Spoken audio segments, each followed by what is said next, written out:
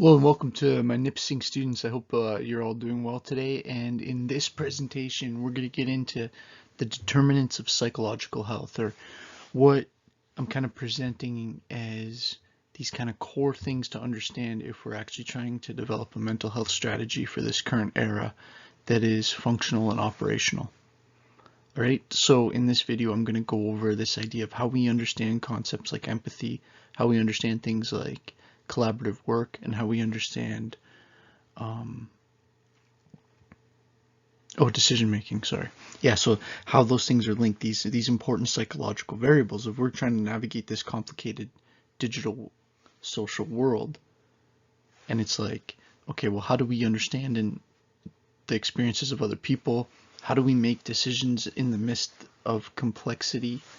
And how do we work with people to try to push the ball forward and actually try to get things done and be successful as a civilization, you know, in the larger sense, and as an individual or as a family at the smaller micro level.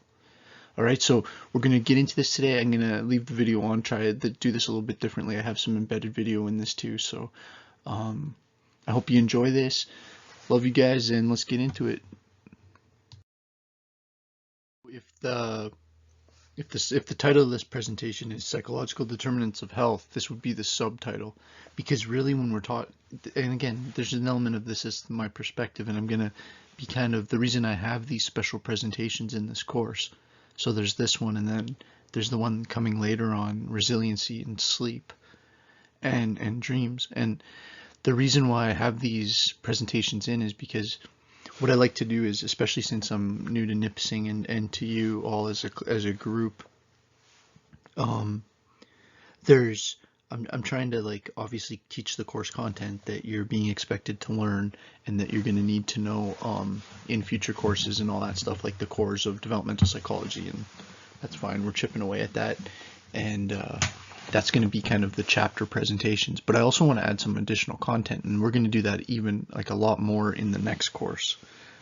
If I'm assuming a lot of you are taking, which I'm not really sure. I know that some of you are in different programs and coming through different pathways.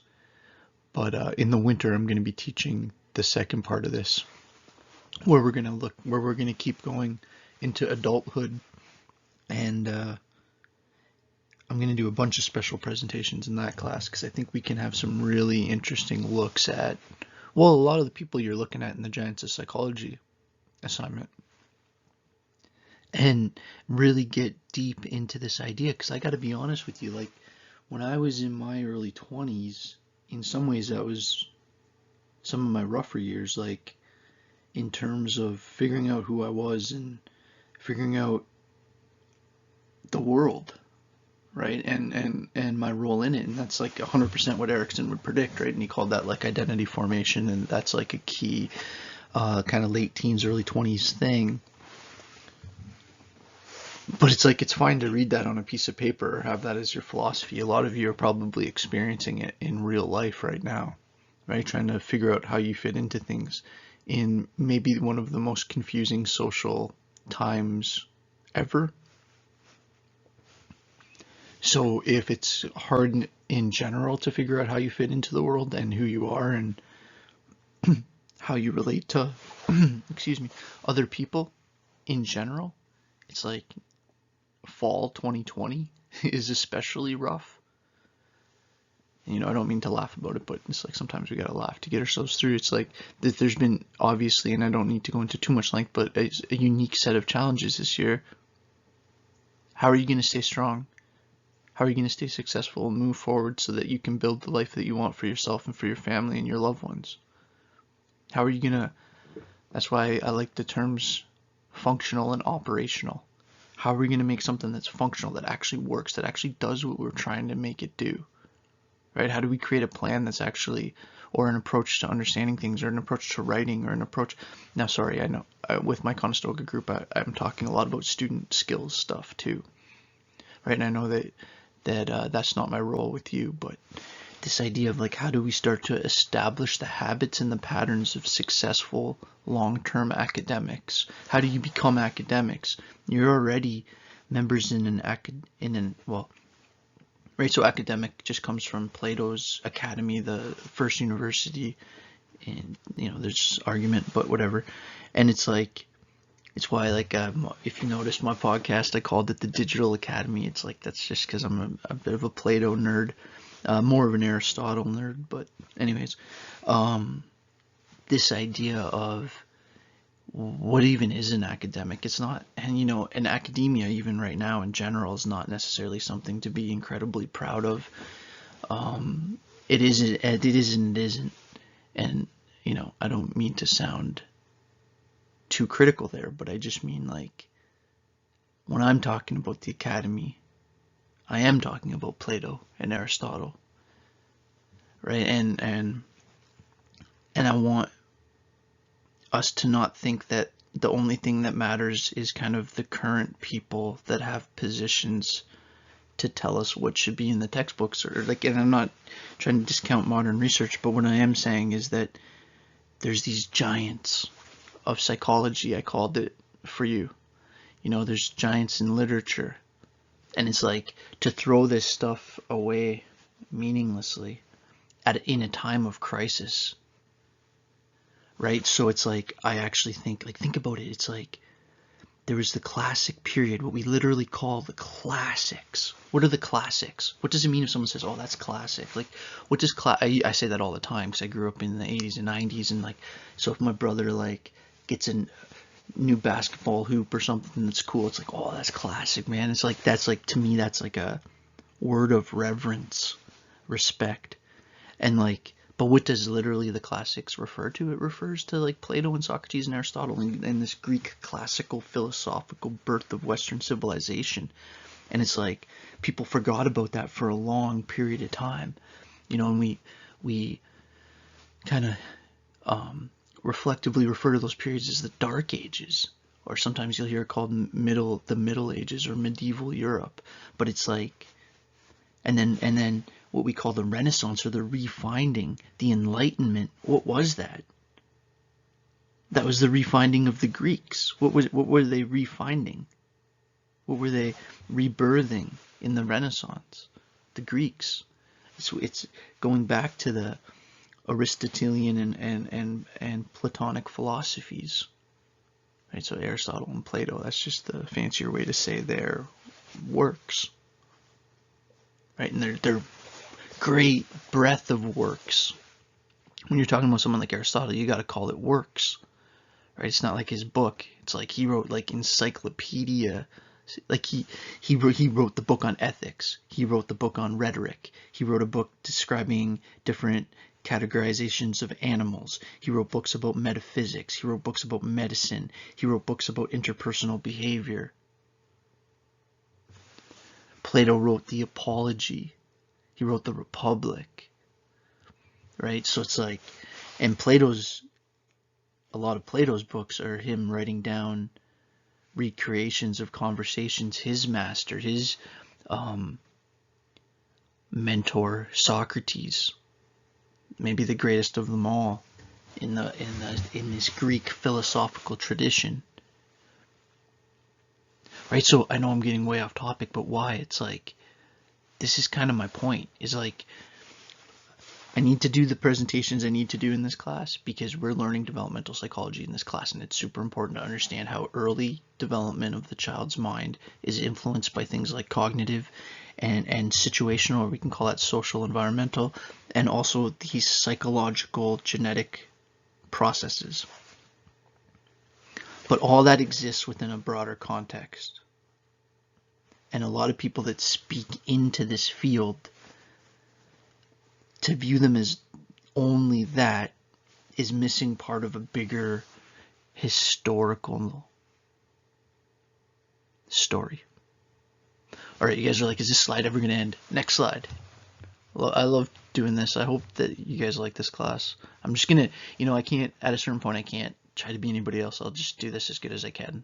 And I hope you guys, you all dig it. And sometimes I'm trying to not say you guys all the time. That's just, it's hardwired into me. I'm trying to change it. Sorry.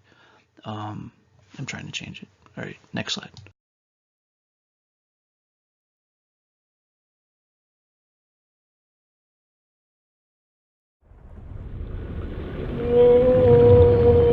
When you look into their eyes, you know somebody is home. They're an animal that possesses great spiritual power, not to be meddled with.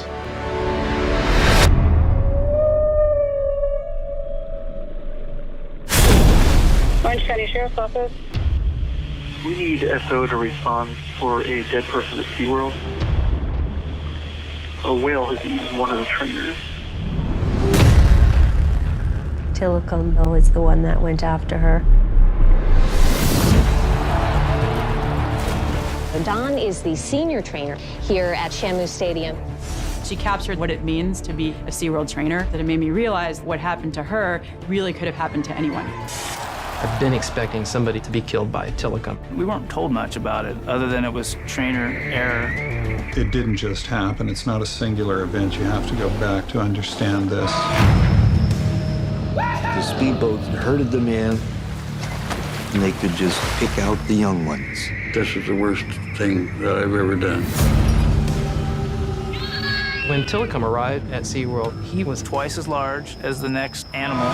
We stored these whales in what we call a module, which was 20 feet across and 30 feet deep, and the lights were all turned out. Probably led to what I think is a psychosis. All whales in captivity are all psychologically traumatized. It's not just Tilikum. If you were in a bathtub for 25 years, don't you think you'd get a little psychotic? Dawn would tell you that it was her mistake. They blamed her. It's just a bold-faced lie. I was just instructed to get rid of the tape. the industry has a vested interest in spinning these. That sells a lot of Shamu dolls. It sells a lot of tickets at the gate. There's no record of an orca doing any harm in the wild.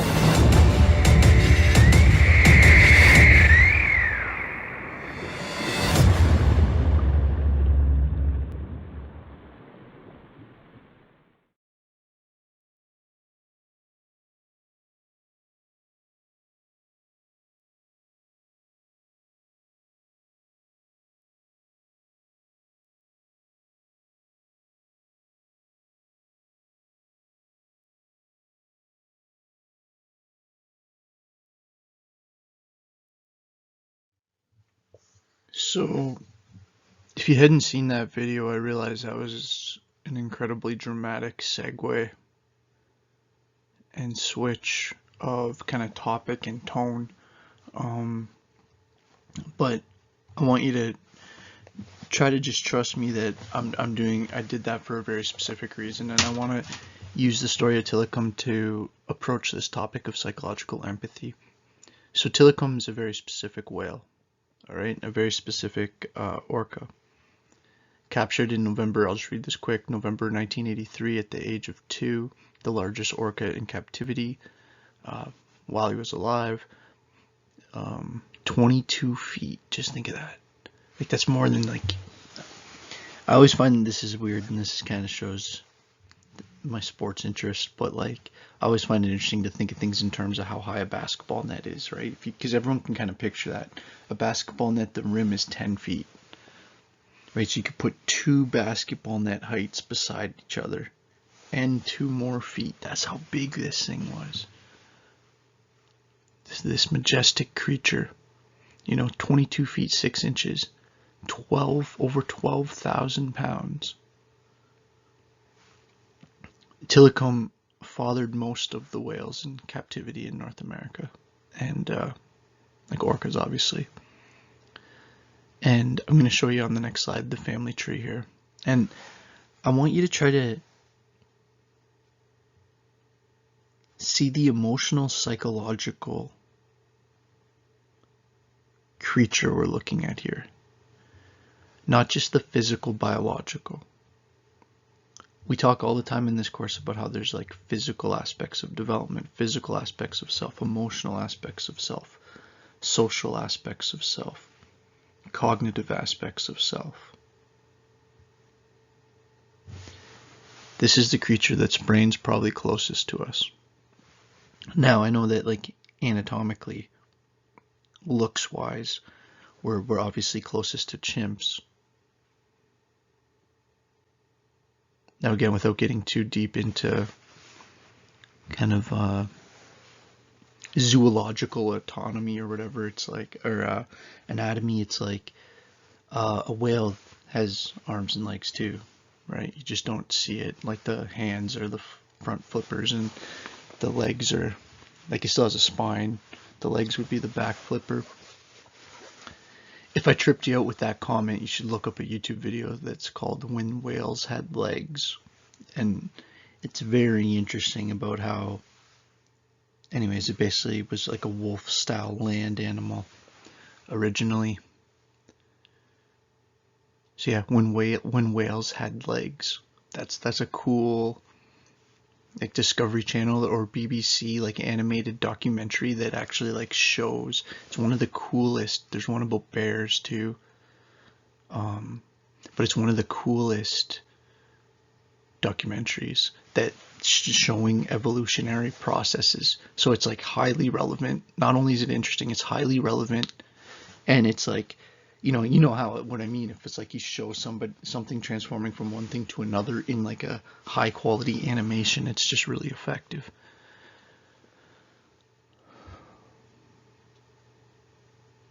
But yeah, I got on that side rant about anatomy, but I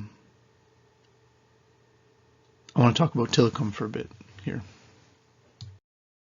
And Tilikum was a male. Now, it's interesting to keep in mind in ORCA social order, the females are dominant. So if you take a male like Tilikum, which would always happen, and he would be placed with females because, prioritizing breeding, but he would get picked on. And killer whales picking on each other is devastating to watch if you actually see it. I'm not going to show it. It's too brutal to just assume that you could all. I don't think it would be fair to just cut to something like that, but because what they basically do is they use their teeth to. I don't. Scratch is nowhere near an intense enough word to dominate physically each other. And so another thing that's important about killer whales is each pod of killer whales has their own specific unique language and culture. And yeah, I'll just leave it at that. I'll intentionally leave it with the word language. I think there's been a lot of debate throughout history over, can we actually say any other thing besides human beings use language? And I think at this point it's foolish to ignore that orcas definitely communicate. Let alone potentially some other species. But I think the argument with orcas is easily the strongest. Right, I'm going to make an argument that why we should view orcas differently isn't just from a cruelty is bad perspective, although that argument is a very real one. I'm not trying to come at you from that perspective at all today. At all. This isn't maybe in my so one of the classes I teach at Conestoga, I teach like a social issues in modern times kind of class. And in a class like that, maybe we would talk about the kind of social activism component of this or whatever. But from this perspective in this class, I want to just make an argument to you at like a understanding their psychological and emotional engagement with reality needs to affect how we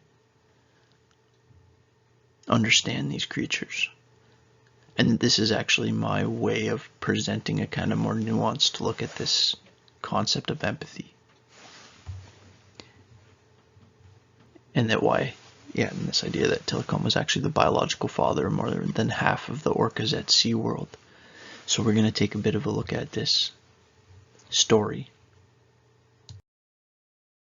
So if you look at this slide, it's an interesting picture because it has the juxtaposition of the orca brain and the human brain, right? And you'll notice, okay, so both of these were, I think my video is flipped, but basically if we're looking at where it says orca human as left and the orca picture is right, the left side of the screen is, so like where the brain picture is, that direction is where the eyes would be, so on the far left.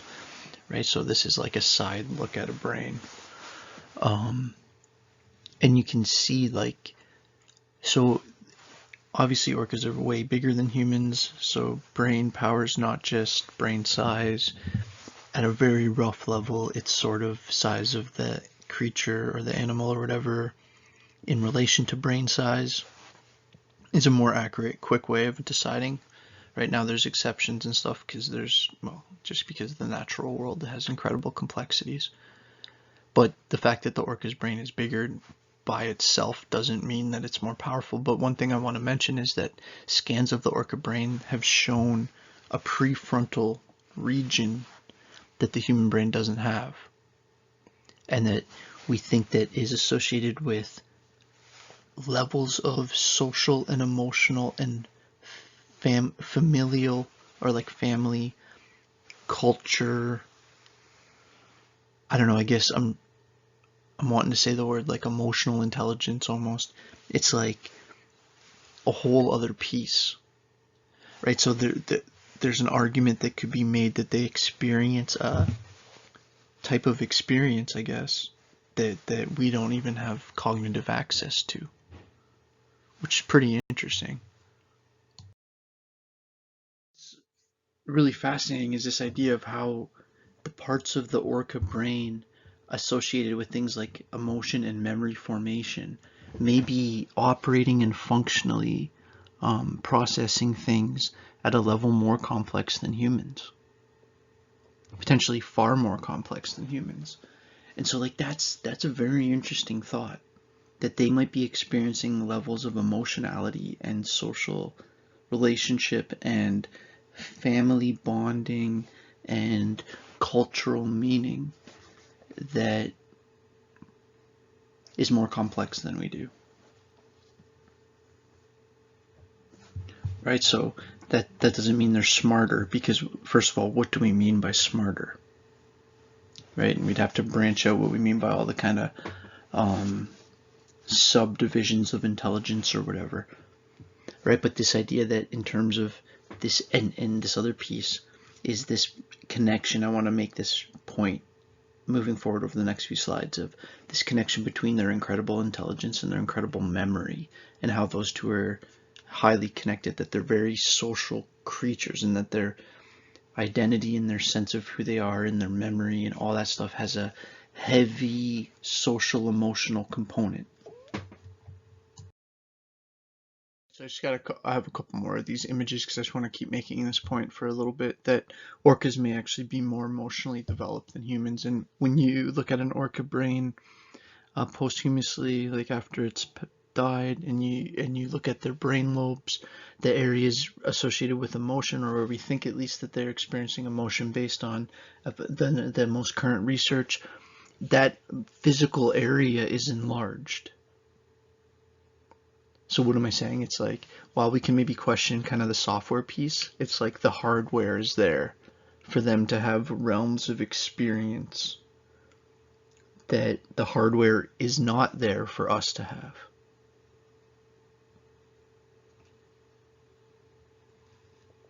Especially if you're looking at it as an evolved brain.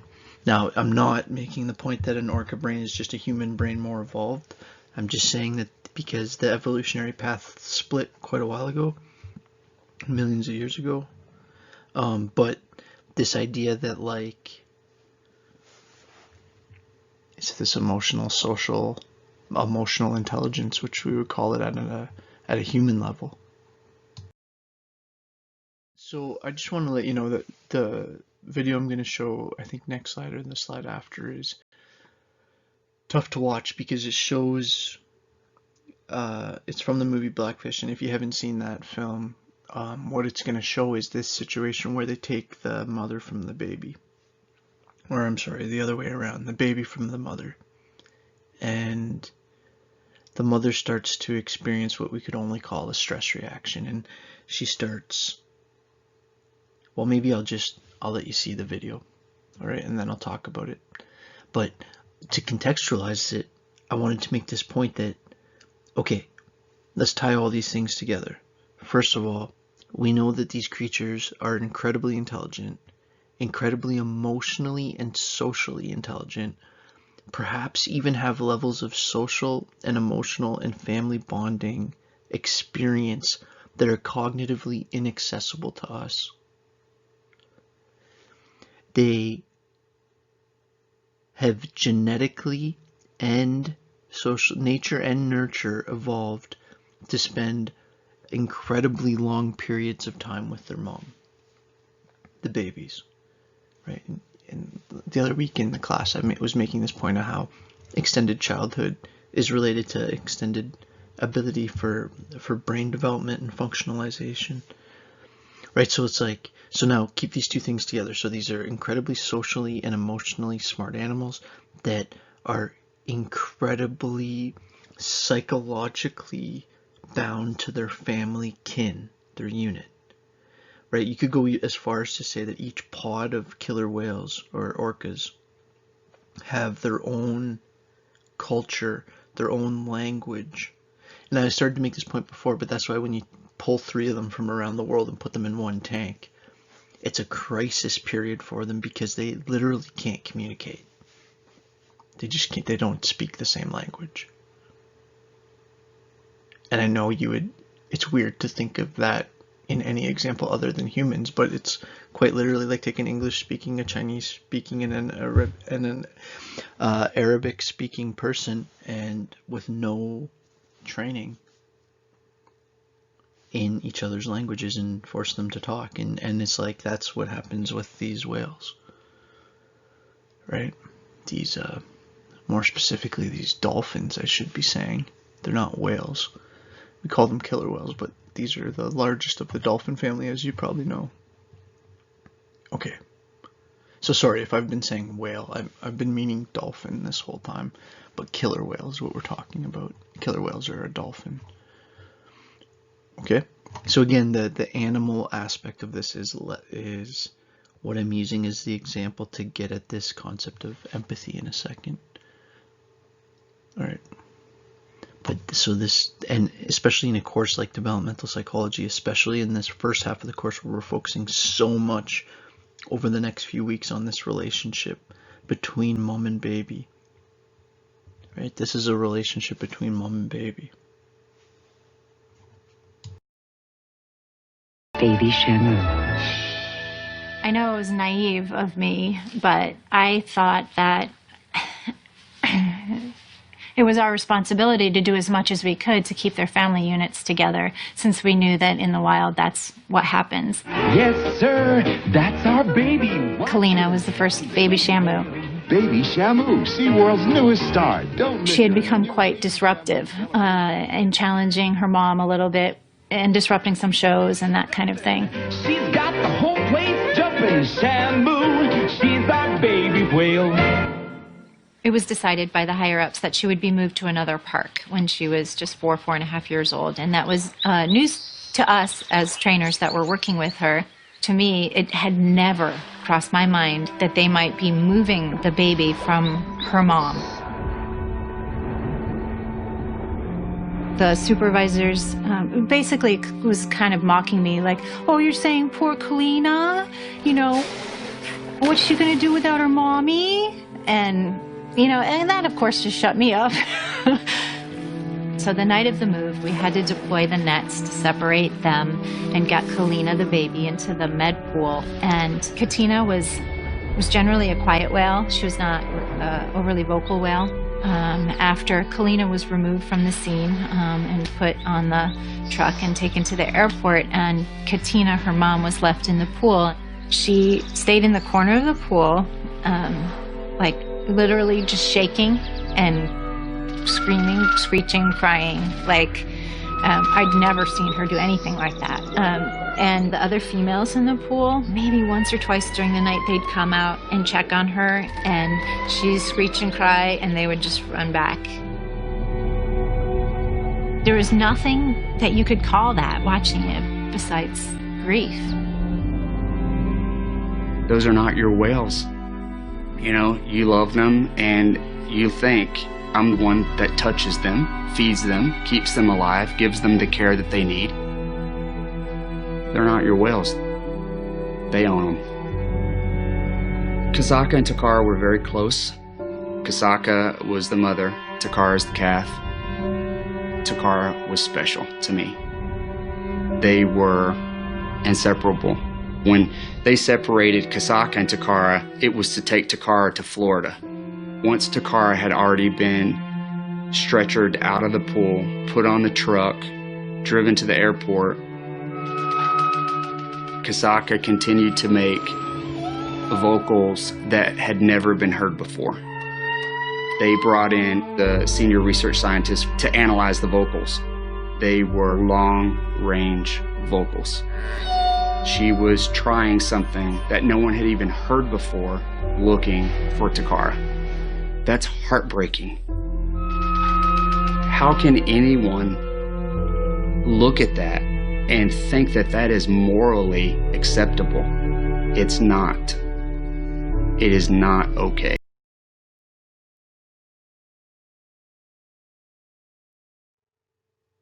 So, I know that last video was tough to watch, and I think if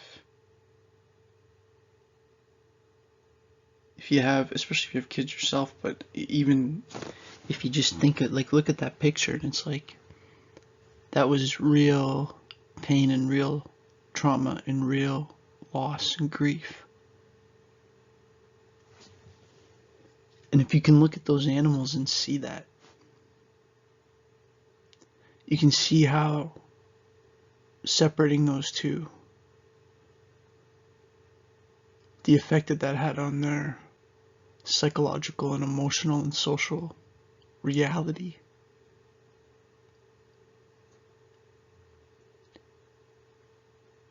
And obviously we're all human beings, and we're looking at an image of a completely different creature. But if you can see yourself almost in that pain,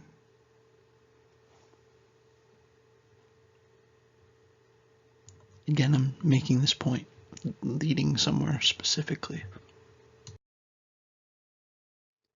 I just wanted to read this. I thought you might find this interesting. This was from a recent presentation a few years ago at the UN, and the person was making this point that, you know, the species of today's topic, I'll just read this. This was part of the speech, that the species of today's topic is one that's demonstrated many human-like qualities, including things like intelligence and language and an exquisite sense of emotional capability, right? Like, so a range of abilities.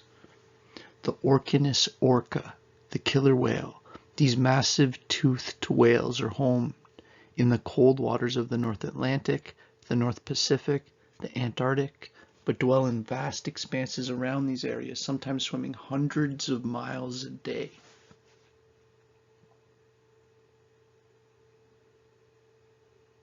Right, so it's like swimming from like here, from like where I am in Kitchener to Toronto and back every day. Sorry, I don't know I don't know North Bay enough to give what's 100 miles from that, but these massive distances, they've evolved in that. These large killer whales have been found to be up to 10 meters, so up over 30 feet, and weigh, you know, as much as like over 20,000 pounds, 10 tons. However, not only are their bodies massive, so too are their brains. Post-mortem MRI studies of killer whale brains have shown that it's on the scale of somewhere between 3.5 to 6.5 times as massive as the common bottlenose dolphin. That's right, obviously depending on the size of the killer whale and the size of the dolphin you're comparing it to.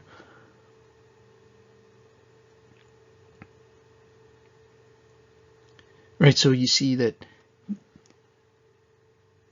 How do you like that for a comment? Non-human person-like qualities.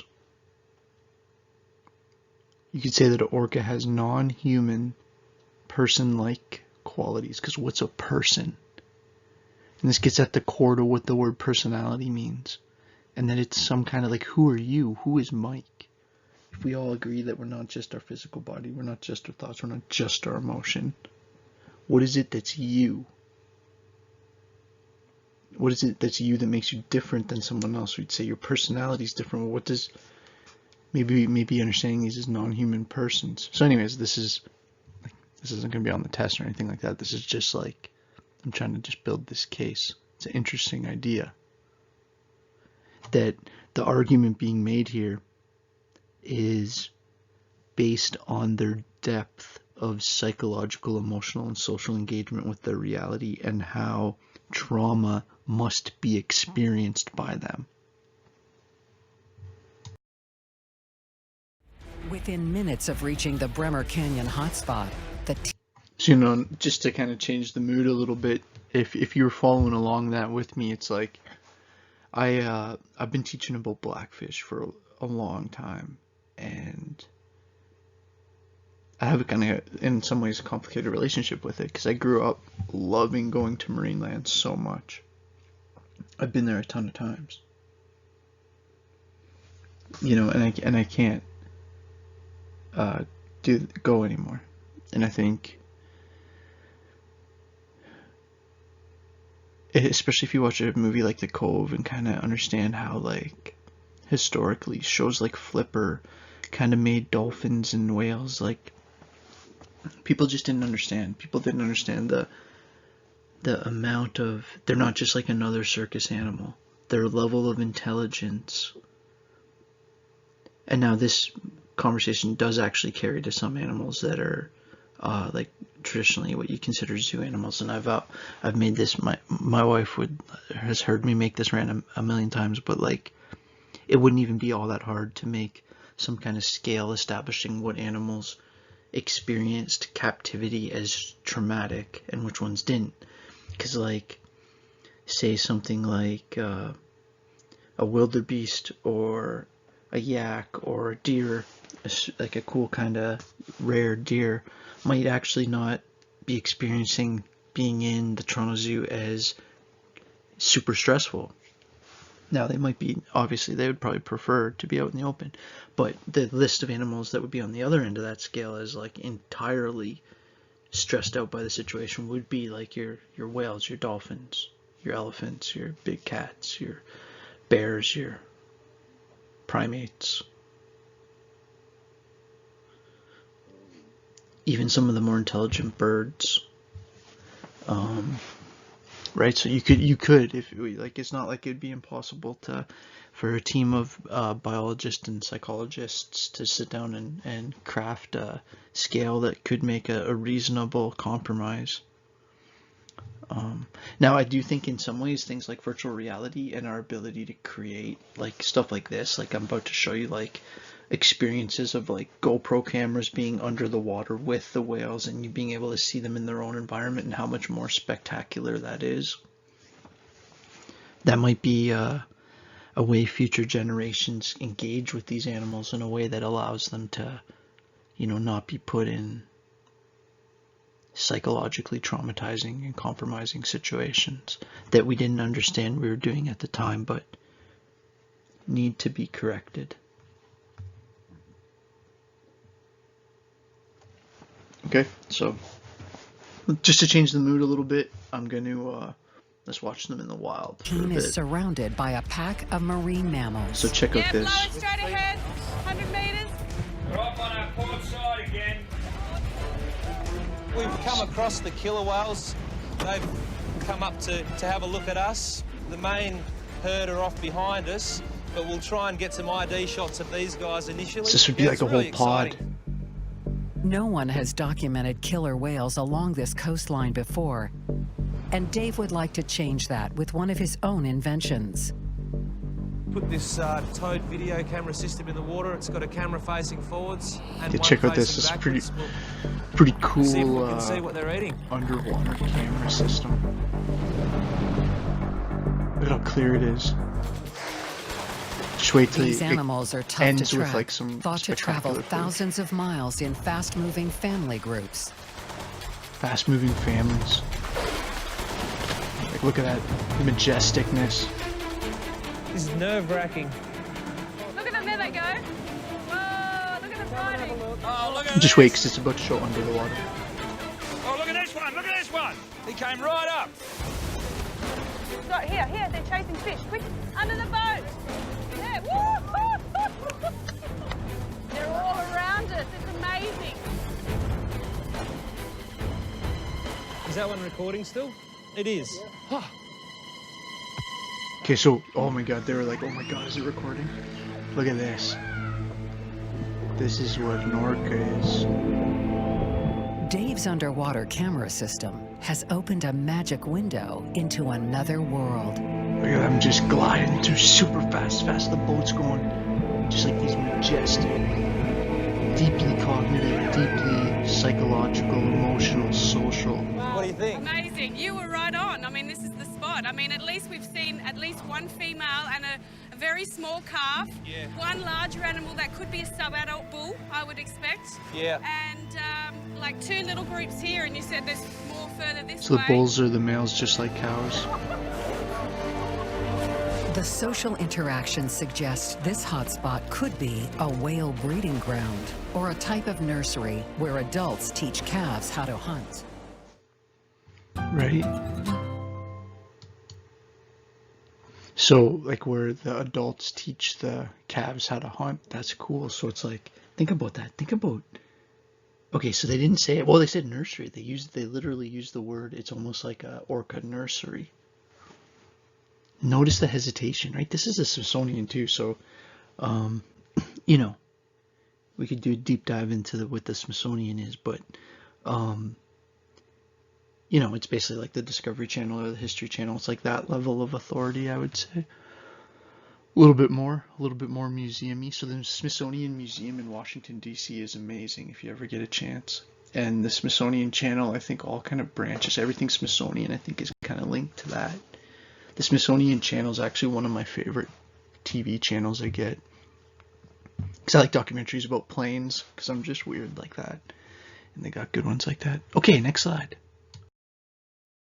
The point I'm trying to make with all this, and the reason why I started with an example instead of just getting right into content, is because I'm really trying to hammer at this point that empathy is a psychological state. It's not a philosophy. It's not a concept.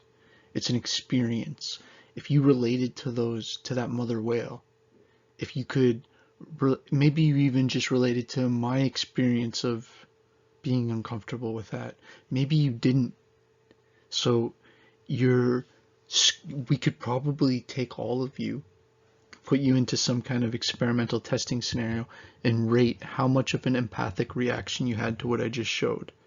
Some of you may be big animal rights. Okay, so say if you're a big animal rights defender and you had never seen that, your reaction's probably the strongest. And people would range in a whole kind of realm of reactions, right? So theoretically, we could create some kind of index or some kind of scale to give people, like, say, for example, just to make it simple, like a 0 to 100 score, 100 being like somebody that's just like bawling. And, you know, if you watched Blackfish and your response was an emotional outpouring of tears, you would not be the first one, right? I've had students crying. I don't usually show Blackfish the full movie, but I often show The Cove, which is an even more extreme one, but related to bottlenose dolphins. And I've had students have very emotional reactions, and now that was in a different context, so I'll set that aside for a sec, because what I'm trying to do here is to establish this point that it's that felt psychological, I was going to say psycho-emotional state. Just so you know, I don't have like notes here. I'm just like, I keep like pretending like I'm writing on the table almost, because I don't know why that helps me focus, but helps me not like play with a pen. That's basically what it is. So it's just my way of fidgeting without making noise while I'm trying to explain things. But anyways, I didn't need to say that out loud. But this idea that empathy is this psychological state, it's something that is experienced. That's what a state is. It's not necessarily a thing. It's almost like if we pause the process, pause the game. That's the state the game's in right now. Unpause the game. Okay, maybe now pause again. Now maybe the state's different. you're in a good mood, all of a sudden someone cuts you off in traffic, you're in a bad mood. So, like, your state can switch. We all know that. Right? State's a useful word because it kind of cuts across emotion, cognition, like thought, even spirituality. State is kind of like you're in the moment, in holistic engagement with reality, to go a bit deep on that. But this idea of these two interconnecting brains, it's like at a certain point there's always going to be a difference between me and you. And this is where people philosophically run into this brick wall of objectivity and subjectivity. And it's this idea of like, at a certain point, your experience, even if we're best friends in the world,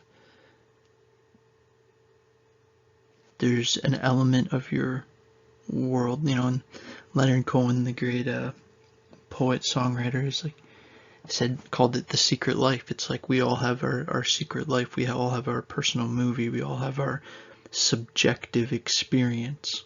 But there's also a real world, and it's like yeah, I didn't have the life you had, and I didn't have the pain that you've had, but it's not like I've never experienced bad moods and being hurt or feeling let down or feeling overwhelmed, or so it's like even though or anxiety, it's like even or just feeling like I had a lack of resources to meet the demands, which is basically a definition of perceived stress. But like that experience you can probably relate to. Now my individual story of like what is in my life that has made me feel those things is going to be different than yours, but that group of things that we've felt, states we've experienced, is going to be highly similar because we're all, innately human. Continue at this point. Oh man, I'm getting, like, I know I'm at an hour and 7 minutes or whatever, but I'm having fun with this. Like, I really do like doing this course. And I think I can add more value to you. You're probably going to have other teachers that are a little bit more kind of in the current psychology world of like, educational psychology or whatever sub-branch. It's like, I think where I can maybe hopefully add some value to how you kind of understand psychology is a big topic. I know I'm not your only psychology teacher is what I'm saying. So I think like what I can add to the mix is I come at philosophy. I come at it a little bit more. Well, I've always been fascinated at that switch point between philosophy and psychology, right? The early foundational switch, which is largely like the works of people like William James and Sigmund Freud. Oh yeah, I had mentioned this and then I found it when I was putting them away, but these are the two books I was talking about before a long time ago. So these are classics. If you ever come across these at like a used bookstore, grab yourself a copy. So this is called, let me get it in camera, The Principles of Psychology by William James, and there's a part 1 and 2. And so let me just show you. So again, so this is the guy that's kind of before Freud, but let me read you. Sometimes he's called like the father of American psychology, and Freud is like kind of European or just psychology in general. But I want to just show you the table of contents, right? So this is before we would. So this is like, I want you to see how much this is like a psychology textbook almost. So the first chapter, functions of the brain. I'll just list through these. These are all just different chapter headings. General conditions of brain activity, understanding habits, how things become automatic, mind stuff theory. So it's like an early attempt to look at this idea of mind body, we call it now. The methods and snares of psychology, the relation of mind to other things, the stream of thought, consciousness of self, so those are the chapters in that book. So it's like, you can see the why, and then you get Freud coming along after. Sorry, I'll put that away later. I'm recording a video. What am I doing? Okay, so sorry about that, but I wanted to just show that book and this idea of like how understanding how that stuff all fits in, and that these people are I'm just keep trying to encourage you to go to their original writings. But yeah, so this idea of developing an empathic understanding, and even like say what I was saying before about how we've had these common state level experiences, even though our life narration story, it's like if we were to say like, okay, we got to make a story about a person's life, and it has to include some heartbreak, it has to include like some obstacles overcome, there has to be a part of the movie that has a story involving an illness or an injury, there needs to be I mean, I've already said, but like a breakup or some family drama. It's like all that stuff is so core to a human experience. Now, our own personal narrative is going to be different, but our ability to understand that as sharedness opens up a pathway for us to have a more human experience. Like, there's a good potential. I'm never going to physically meet maybe any of you, right? Like, it'd be nice if we did in some way, right? But the fact if we're living like whatever 6 or 7 hours away, I'm not really sure, and like unless one of us moves or is vacationing, but that doesn't mean we can't connect at a humanity level and understand that like at a certain part it's just differences in this narrative story, and that this pursuit of empathic understanding, right, like a being able to see, like, interpret what I'm doing as if you were me in my situation, and then all of a sudden you're going to be having a more likely percentage, a chance of interpreting more correctly what's happening, right? Because the thing is if we're only looking at everything from our own perspective and not taking into account that everyone else is looking at everything from their own perspective, and it's kind of like the elephant in the room, is that we're all the center of our own movie, subjective experience, whatever you want to call it. It doesn't matter what we label it. It's just, you know what I'm saying, right? That at a certain part there is a.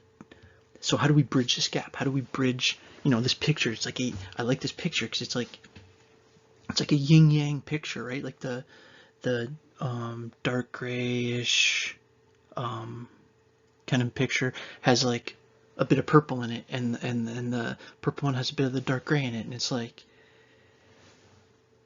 that ability to put yourself in someone else's shoes psychologically, emotionally, socially, and not lose yourself, but do it not because you're trying to be them or copy, but because you're trying to do it as a thought exercise to understand them.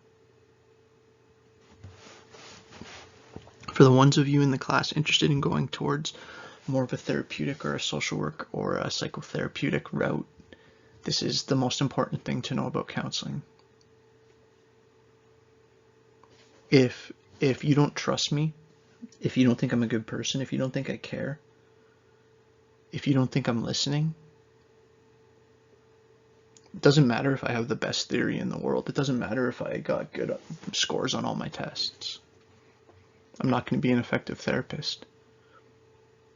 Can you establish a human relationship with someone that's authentic and genuine? And it's like, so again, so this is where I'm trying to make what I've been talking about a relevant setup, because I'm going to get into this idea of how is this actually an essential functional operational tool for navigating this complex world. Is, first of all, we need to understand that most people are walking around in this highly situated and saturated by their personal drama, and it's like that happens to me too, and it probably happens to you too, and it's like the most human thing in the world, and it's like, but there's a therapeuticness to be able to separate a little bit and realize, okay, some of this is just like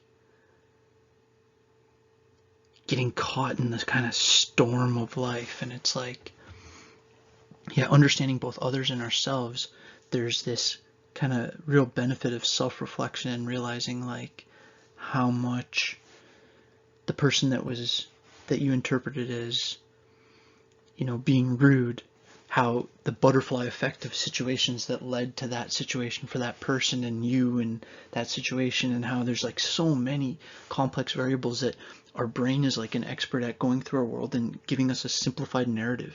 Because if you were constantly dealing with the nuanced complexity it would overwhelm your system and you would shut down. And so your brain has evolved to be incredibly good at focusing on what's meaningful in your path. And the drawback of that is we can get lost in that story. I hope that made some sense.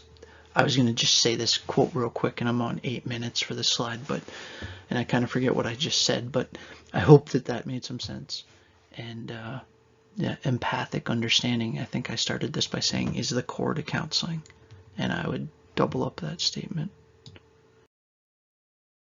So I know you students are smart people, and I don't want to in this class just needlessly kind of just hit you definition. It's like at a certain point I want to be able to just have some discussion, which I'm gonna have to, it's obviously tough in a asynchronous or whatever environment where we're not live, but I wanted to just kind of talk about this chart for a second and kind of get you to not necessarily just be feeling like you have to be constantly firing down notes, although I do think that that's a good way to learn and an important way to stay engaged, but also just kind of sit back and let your mind kind of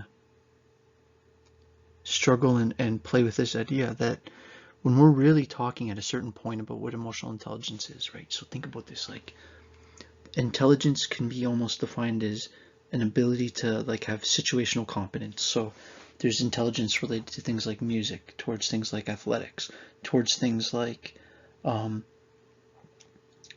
survival skills, towards things like mathematics, towards things like ability to use and process language, which would include things like writing. There's levels that include visual spatial. So like, say for example, my wife's like way better with like puzzles or something, where to me that's just anxiety provoking. She's doing a puzzle that's 18,000 pieces. I'm like, oh my god, my daughter has like a little McDonald's puzzle and I like struggle with like a 12-piece one, but like not really, but you know what I'm saying. But like there's these different levels of intelligence, and if we look at emotional intelligence as being related to our ability to navigate this kind of emotional dimension of our reality, and that in such a complex kind of social time, that's actually a difficult thing. And that to actually get, so say if we're like, okay, well, whatever, Mike, it's difficult, but we're us Nipsing students, we're up for a challenge, and we're actually focused on developing our character. Even though we're already people of tremendous character, we're going to develop it even more and get stronger. It's like, and more functional and more operational in our strategy of engagement with our world. It's like, I'm like, okay, great, that's what I was hoping to say. So again, I'm not going to try to keep forcing this fake made up dialogue, don't worry. I'm just trying to ramble my way to this point that like understanding emotional intelligence, we can kind of break it into this like classic like Venn diagram of there's personal competence. So at a certain level, we're talking about like your skill to manage yourself.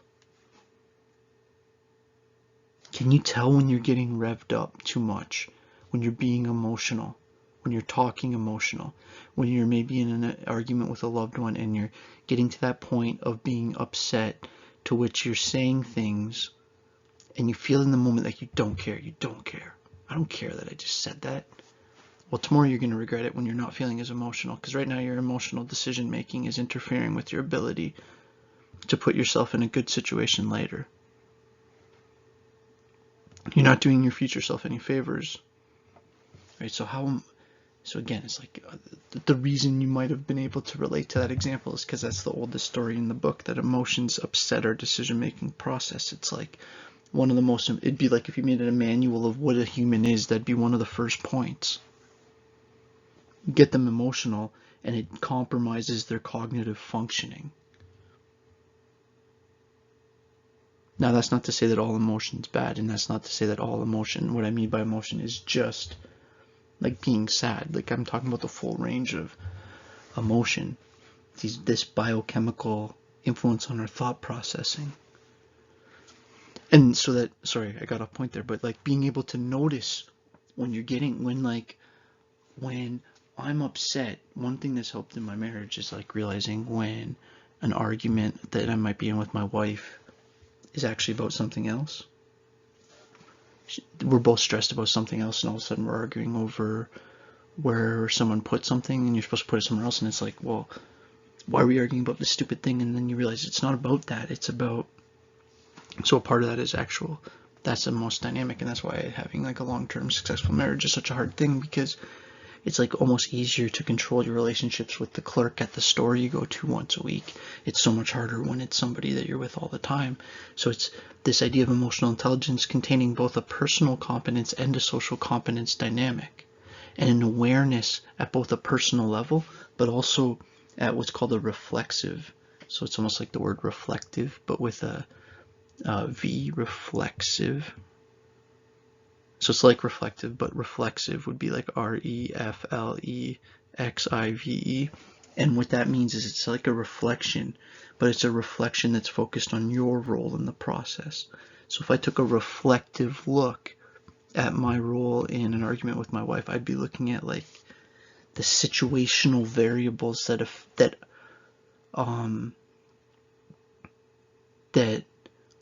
I had a role in creating. Right, how me rolling my eyes early in that argument actually affected what I'm considering her negative emotion, right? Or like, what are the, it's almost like you're analyzing, I'm trying not to make a sport metaphor, but it's like you're analyzing game film of the game, and you're like breaking down the play, and you're like, okay, well, and again, it's more complicated than that, because we're not just talking about at the behavior level, which would be what you would be doing with the sport metaphor. We're also talking about what we're thinking about and experiencing and all this stuff, right? And even your ability to like follow what I'm talking about, like this whole split between what I see and what I do. What I see is related to my awareness, my ability to, and I'm gonna stop myself from going on a huge rant about vision and its coreness to not just our sense organs, to our entire experience of reality. And I'm not just talking about our eyes, because I'm talking about our visual system. So there's this awareness piece, and then the what do you do, or this management piece is like, okay, so it's one thing to be able to notice. So that would be the first step, right? It's like, say we're doing like an anger management class, and I happen to know quite a bit about this because my dad had a long career as an anger management trainer, and one thing and anger management is a form of behavioral therapy. So it'd be under the psychology branch of, well, I guess it'd be a cognitive behavioral therapy, but very behavioral, very focused on this idea of how. So for example, the number one rule in anger management, and maybe this is useful for you to hear, for yourself or for someone that you love, and you know, I've struggled at times with anger, I think a lot of us do. The number one piece of advice in anger management is to stop talking. That when you're upset and you're in an argument, like they say it much more bluntly, and so you know, it's just like, shut up. It's like, that's the number one rule. And the way that, why they say that is because, first of all, when you're in a situation where your amygdala hijacked, or where your emotional system is overriding your logical prefrontal cortex, you need a system that's simple. It's the same exact thing in martial arts. It's like, if you're actually in a real fight, first of all, what almost everybody, and sorry, I'm just gonna go on a small tangent on this because I think some of you might find it interesting, I hope, and martial arts is what I did my PhD on, but it's like, what was I going to say about that? Oh yeah, that if doing like this kind of a block is, you're way more likely to do something like that in real life than something that's like super complex, because what people that haven't been in those situations underestimate is the overflow of biochemical emotional component, which is another way of just saying how stressful it is and how much that interferes with the ability to do anything overly complex. That's why in any sport or any musical instrument or anything like that, you drill and practice over and over and over and over again. And that's why like one of the oldest sayings in coaching is like, you'll do in a game what you drilled in practice. And it's because it's like the more automatic it becomes, the less cognitive step-by-step sequencing you need to do, the less thinking you need to do about it, the less emotion is going to affect it. Think about it that way. That's a cool, I never really even thought of it that way. I hope you kind of followed me there, but this idea of like the ability to, yeah, you understanding it like that limits the influence and makes you, you know, I don't know, more bulletproof to the emotional tides and winds of, you know, this crazy reality we're in. Okay, that was a 10-minute slide. Wow. Okay, I hope you're liking this. I'll stop saying that. I hope you're liking this. But anyways, I gotta get better at my segues between slides. Next slide. Daniel Goleman, real interesting. And he talks about emotional intelligence a lot. This idea that, now think about this. He suggests that, and there's an interesting Daniel Goleman. I don't want to copy like the whole thing and put it in because it's like 15 minutes or something in that. Using some clips and stuff I'm more comfortable with, and I am going to show one that's a little bit longer later, but it totally ties in. But you might want to check out Daniel Goleman's TED Talk about emotional intelligence. If you just put in his name, he's a very relevant and well-respected current psychologist and kind of a real key person in this field of emotional intelligence and trying to actually measure it. And he's looking at this as like a thing, right? So it's like, it's not like it's like intelligence in general. It's not like we could open up somebody's brain and pull out their emotional intelligence. It's just a label we're giving to people's almost ability to navigate complexity in social situations, and that different people are different at that. And not only are different people different, we can get more specific and we can actually score it. And we can call that score an emotional IQ, like an IQ.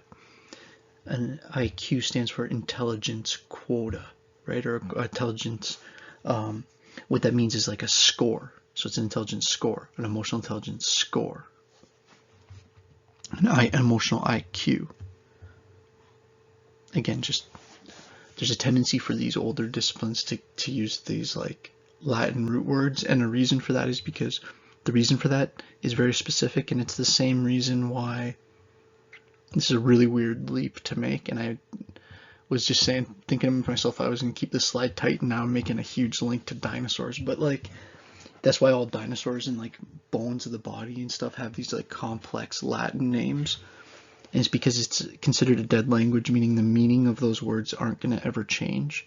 So it's like you're almost like writing it in stone if you name it a Latin name, because that name is unique. It's not going to change. There's not people actively using that language like something like English, where what something like, I don't know, what like a word in English means, like democracy or freedom or academia, what an academic is, that word might change because English is a functioning language, right? So like, say for example, if the university systems for whatever reason crashed over the next hundreds of years, and in a few hundred years there wasn't really that, and it's like the word academic, like would there'd be a different reference point? So like, this is a way too big thing, but this is why IQ, that's how I got on that. Sorry about that, I'll rein it in. Okay, but this idea that emotional intelligence, why it matters is because we actually find that people that are better at navigating this social dimension, have a higher emotional IQ score, that's how I got on that rant, are more in touch with that dimension of their engagement with reality, are better able to navigate their lives, are more competent decision makers. Right? So think about what that means. It's like, does it have value? Well, it'll help you navigate your life better and help you make better decisions. Okay, so if you get nothing else from my course, then just being able to navigate your life better and make better decisions, it's like, that's a good thing, and that you can do that by recognizing how much of a threat in the moment emotionality is to cognitive function. What sometimes, like I think I mentioned my prof Zivda Kunda, who was awesome. She's passed away, but Zivdid was like, that was like the most awesome first name. Zivdid Kunda was her name. And yeah, she was really cool. She taught social cognition classes at University of Waterloo back. So I probably took her class in like, I don't know, 2002. How old am I? But like, she talked about this idea of hot cognition. I'll always reference her because she's the first person I ever heard. Now everybody seems to talk about it. It seems to be like a hot topic. It's just, I didn't mean that as a pun, hot cognition, hot topic. But she was talking about this idea of hot cognition. And by hot, she meant emotionally charged, mad. How being... Do I even have a book here? Sorry for this. But I have the book somewhere. Maybe oh yeah, I found it. Sorry, I won't do this too much. This might seem fake. I didn't have that set up. But here we go. I'm gonna get it in front of the camera. Social Cognition, Making Sense of People by Ziva Kunda. Yeah, and if you look at this book, it's like heavily went through. This is the masterpiece. Yeah, just because I really respect this lady. Let me show you who she was. Great academic. She's an academic. She was an academic. Yeah, okay, next slide. I wanted to link this too, right? Because one of the reasons I wanted to, at the early part of the term, ask for some of you to like touch base with me or whatever about kind of who you are and what you're interested in and stuff, and a bunch of you made comments related to going the route of like therapeutic routes, whether social work or psychology or early childhood focused. And I think so I want to touch a little bit about how, because it has relevance here, how this empathy idea like literally has a role in counseling, right? And how it's a key therapeutic cornerstone. And I think this idea of active listening is one of the poorest taught concepts. That's actually a real cornerstone of Carl Rogers' gift. I meant to say contribution to society. I mean to psychology. And this whole idea of person-centered or client-centered therapies, and the birth of what we would now kind of call counseling. And this idea of like how active listening is actually how I make you feel like I'm actually caring and listening to what you're saying. It's not just me going like, because as soon as the person you're doing that with experiences that as fake, it's almost worse than if you were looking like you weren't paying attention. Right? This is, can we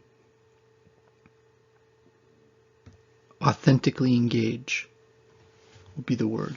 Right, so okay, I wanted to just show this. So, and you may know this, and I would say this. So, like, what's active listening? So, like, say you're working in a future situation, and you're the therapist, and you're working with a client, and they're presenting their situation, and you're attending. Right. So, what does attending mean? It means like the application of attention. You're using intentionally focusing. I tell that to my students at Conestoga all the time, that one of the biggest psychological variables is just how much you're paying attention.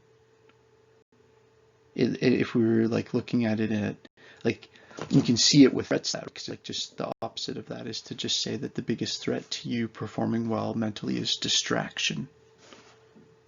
Right? So are people able to attend? When you're talking, are you experiencing it as, am I looking at my phone a lot? Am I looking around a lot? Do you notice I'm constantly looking at a clock?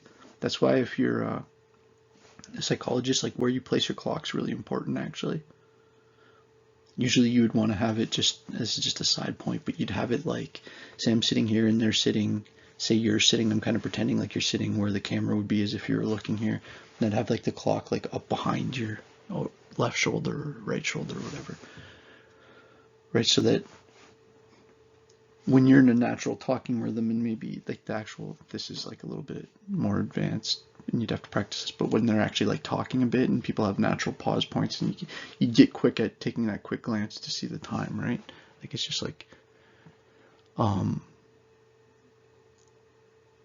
all these are because it's not just some BS like, oh, do this and then do this and sit like this, and it's like, no, because what we're really talking, well, first, I don't mean to downplay posture, even though I don't always have the best posture, and I'm sitting cross-legged right now, but it's like, part of it is, you know, I'm getting old and my back's not always the greatest, and I got this new chair that actually, when I sit like this, actually is pretty sweet, so whatever.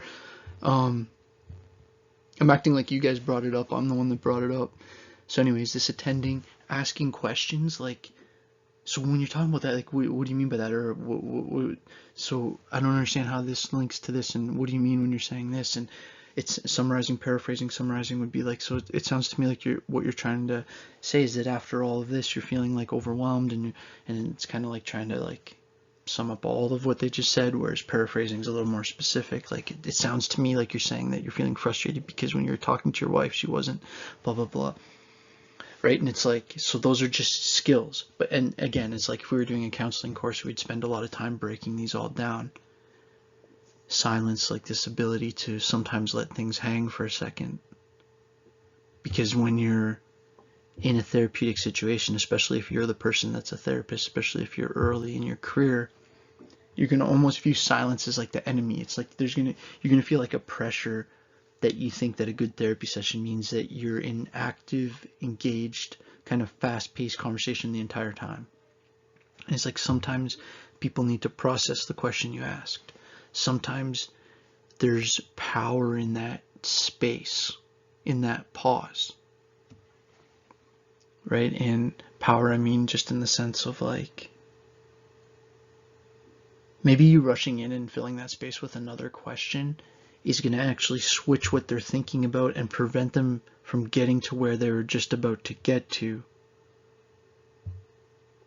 Again, it's this empathic understanding of the person that you're talking to, subjective experience in the moment, their state, and how their state is influencing their processing of the situation, just like yours is processing yours. And actually the term for this is getting into a whole different branch of philosophy, but there's actually a word for this that's called intersubjectivity.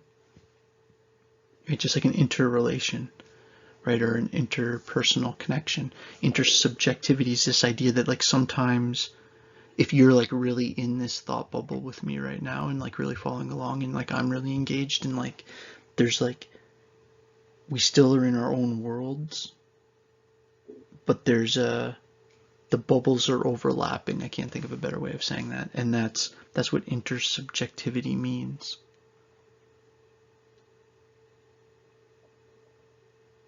And then there's what I talked about in my PhD thesis, which is called objective subjectivity, which is what I think is actually the case, which is that all these things are just sort of labels, that what we're really talking about as human beings are just incredibly sensory perceptual and how they engage the world, and the fact that we're a physical being doing that inherently biases us to our own experience. And part of what civilization is our attempt to not just be that and to objectify enough so that we can live together in harmony. So again, that's a kind of complex rant, weird rant, but all right, I'm going to try not to make this presentation like 9 hours. I'm going to keep it to the 3 hours, but I don't know. I think from some of the feedback I've got, you find these kind of rants kind of interesting, and I'll try to keep them topic-based, but I do want to keep branching because I think context is what gives this stuff value and long-term relevance. Right, so it's cool. It's fun doing this. It's so much easier teaching when my daughter now yesterday went back to school. So we were keeping her home for a bit precautionarily because she was a bit sick, but like she's all better and everything and back to school and all that stuff's all sorted. So, and she went back yesterday. So it's like, now I'm like sitting in my office. It's like 1 o'clock or whatever. I've been working on this for a few hours and it's like super quiet. The reason I was saying this is because my wife is upstairs there, and I wanted to share this kind of funny or just a story that involves her. So it's like, this is an example of this idea of communicating the understanding. So say like I can be telling my wife something and she can be sitting on her phone playing like whatever new version of Candy Crush or whatever, and she's playing it, and it's like I'm telling her something, like, are you even listening? She'll be like, yeah, I'm listening, and like tell me back annoyingly, like word for word what I had said. And it's like, but as a counselor, we need to be careful about that, because at a certain point it doesn't matter just how we're processing information. It matters how that's being experienced by the other side of the communication channel, right? That, and it's not like my communications with my wife are always like therapist patient, and that we always give each other that much undivided attention. It's like that's totally normal in like a normal relationship, but that's what's different about it in a counseling setting, where you're actually trying to create this very intentional, very time specific focus, in the sense of focus on the therapeutic work of the person you're with, channel for communication. And you're communicating through your behavior and what you're saying what this channel is. Now, this is getting into a certain depth psychology around human interaction. And it's like, because you could say I'm even doing that with you, or I'm doing that with my daughter, or you're doing that with everybody that you're in a relationship with, is we're understanding, well, we're trying to, to the best we can, understand who each other are and how we relate in position to all this stuff. Right? Complicated, complex. It's like these things, like we can give definitions to what people have labeled it. But really, and this is why I love, well, it maybe is obvious, but why I love Freud so much is like to give respect to the complexity of those dynamics. That the human mind is immensely complex, and you are a complicated, amazing, multi-dimensional, multi-compromised potentially, right? In sense of like, there's a lot of threats to you performing at your best. But there's also this incredible human growth potential that can overpower so much. And it's like, so the human being is just so complex, so let alone understanding how one human being tries to share experience with another, right? So it's like, we can even go back to the whale, the orca example of earlier, the killer whale, where it's like, understanding the whale's brain is one thing, understanding how it experiences relationship with its kid. It's like, we can be like, oh, it's in this orbital, and it's like, okay, well, that doesn't, okay, yeah. So you're describing the hardware. What's the system program look like?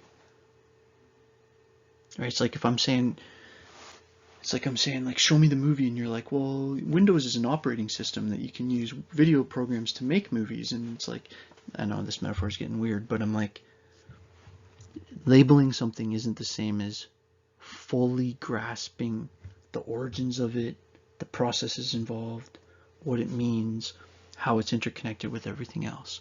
And you have a complex psychosocial, emotional dimensionality, and so does everybody else.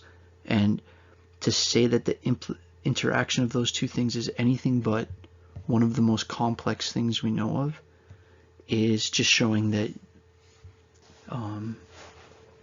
I don't know, a lack of engagement with the topic, because understanding interpersonal dynamics is, human relations is, has been the topic of philosophers since the beginning of time.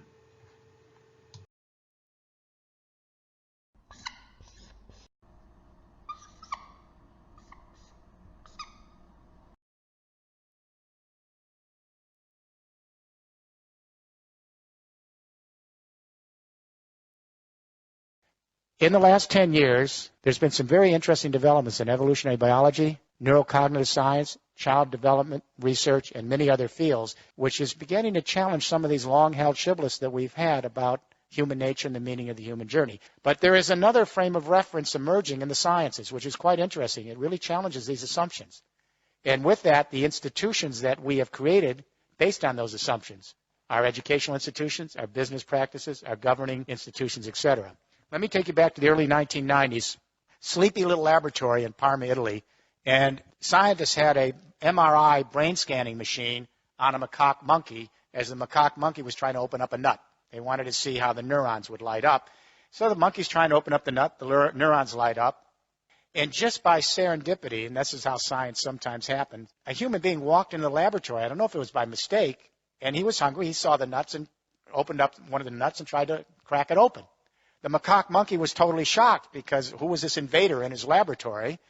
And he didn't move. He just gazed at this human trying to open up the nut, just like he had done a few seconds earlier. And then the scientist looked on the MRI brain scanner. The same exact neurons were lighting up when he observed the human being opening the nut as when the monkey opened the nut. And the scientists had not a clue as to what this was. They thought the MRI machine had broken. They then began to put MRI brain scanning machines on other primates, especially chimpanzees with our big neocortex. Then they went to humans, and what they found over and over again is something called mirror neurons. And that is that we are apparently soft-wired, some of the primates, all humans. We suspect elephants. We're not sure about dolphins and dogs. We've just begun. But all humans are soft-wired with mirror neurons so that if I'm observing you, your anger, your frustration, your sense of rejection, your joy, whatever it is, and I can feel what you're doing, the same neurons will light up in me as if I'm having that experience myself. Now, this isn't all that unusual. We know if a spider goes up someone's arm and I'm observing it going up your arm, I'm going to get a creepy feeling. We take this for granted, but we are actually soft-wired to actually experience another's plight as if we are experiencing ourselves. But mirror neurons are just the beginning of a whole range of research going on in neuropsychology and brain research and in child development that suggests that we are actually soft-wired not for aggression and violence and self-interest and utilitarianism, that we are actually soft-wired for sociability, attachment, as John Bowlby might have said, affection, companionship, and that the first drive is the drive to actually belong. It's an empathic drive. What is empathy? It's very complicated. When little babies enter nursery and one baby cries, the other babies will cry in response. They just don't know why. That's empathic distress. It's built into their biology. Around 2.5 years of age, a child actually can begin to recognize himself in a mirror. That's when you begin to mature empathy as a cultural phenomenon. And that is once a toddler can identify themselves, then they know that if they're observing someone else have a feeling, they know that if they feel something, it's because they're feeling it because someone else has it. They're two separate beings. Selfhood goes together with empathic development. Increasing selfhood, increasing empathic development. Around 8 years of age, a child learns about birth and death. They learn where they came from, that they have a one and only life, that life is fragile and vulnerable, and one day they're going to die. That's the beginning of an existential trip. Because when a child learns about birth and death and they have a one and only life, they realize how fragile and vulnerable life is. It's very tough being alive on this planet, whether you're a human being or a fox navigating the forest.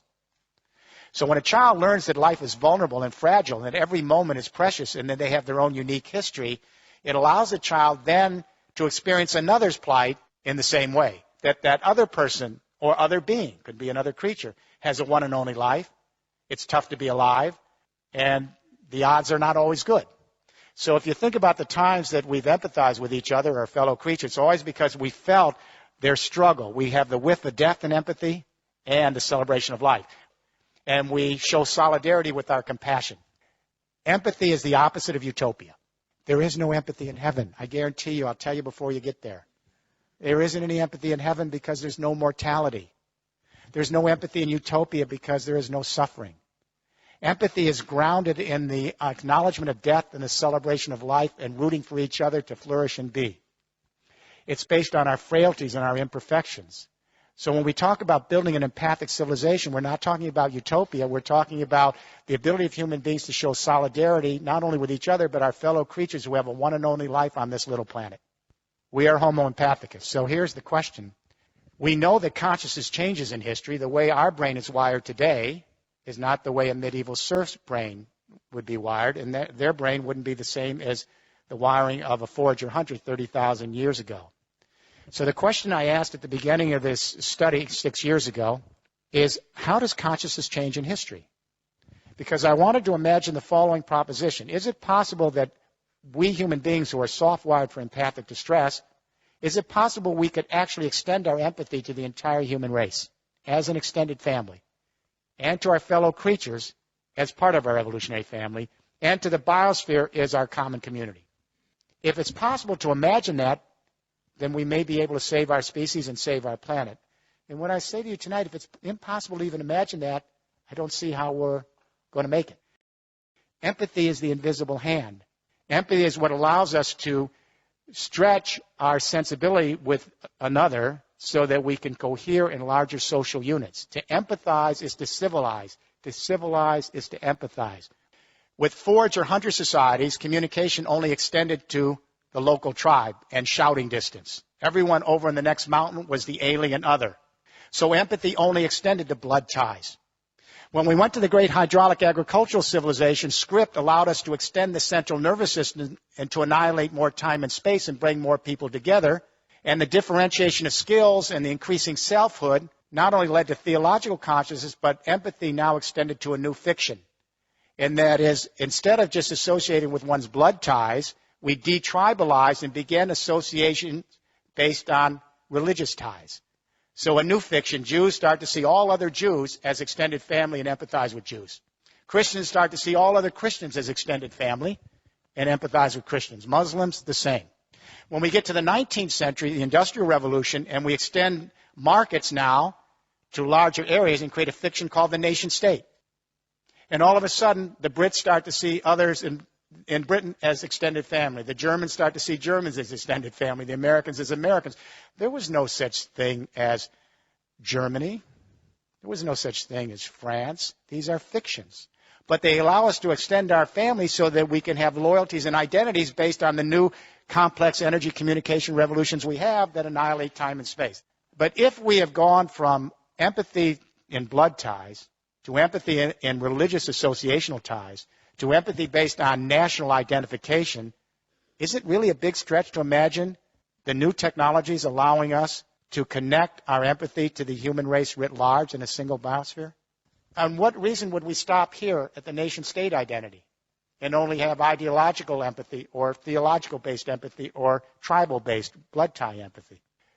We have the technology that allows us to extend the central nervous system and to think viscerally as a family, not just intellectually. When that earthquake hit Haiti, and then Chile, but especially Haiti, within an hour the Twitters came out, and within 2 hours some cell phone videos, YouTube, and within 3 hours the entire human race was in an empathic embrace coming to the aid of Haiti. If we were, as the Enlightenment philosophers suggested, in materialistic, self-interested, utilitarian, pleasure-seeking, it couldn't account for the response to Haiti. Apparently, 175,000 years ago in the Rift Valley of Africa, there were about 10,000 anatomically modern human beings walking the grasslands, our ancestors. The geneticists located one database woman. It's a database line. Apparently, her genes passed to everyone in this room tonight. The other ladies didn't make it. Gets even more strange. They located a single male. This is a database line for genetics. They call him the Y chromosome Adam. Apparently a fairly potent guy. His genes passed to everyone in this room. So here's the news. 6.8 billion people at various stages of consciousness, theological, ideological, psychological, dramaturgical. We're all fighting with each other with different ideas about the world, and guess what? We all came from two people. The Bible got this one right. We could have come from many, but the point is we have to begin thinking as an extended family. We have to broaden our sense of identity. We don't lose the old identities of nationhood and our religious identities and even our blood ties. But we extend our identity so we can think of the human race as our fellow sojourners and our other creatures here as part of our evolutionary family and the biosphere as our community. We have to rethink the human narrative. If we are truly homo empathicus, then we need to bring out that core nature. Because if it doesn't come out and it's repressed by our parenting, our educational system, our business practice and government, the secondary drives come. The narcissism, the materialism, the violence, the aggression. If we can have a global debate, let it start here from the British Royal Society for the Arts, which apparently you're doing, to begin rethinking human nature, to bring out our empathic sociability so that we can rethink the institutions of society and prepare the groundwork for an empathic civilization.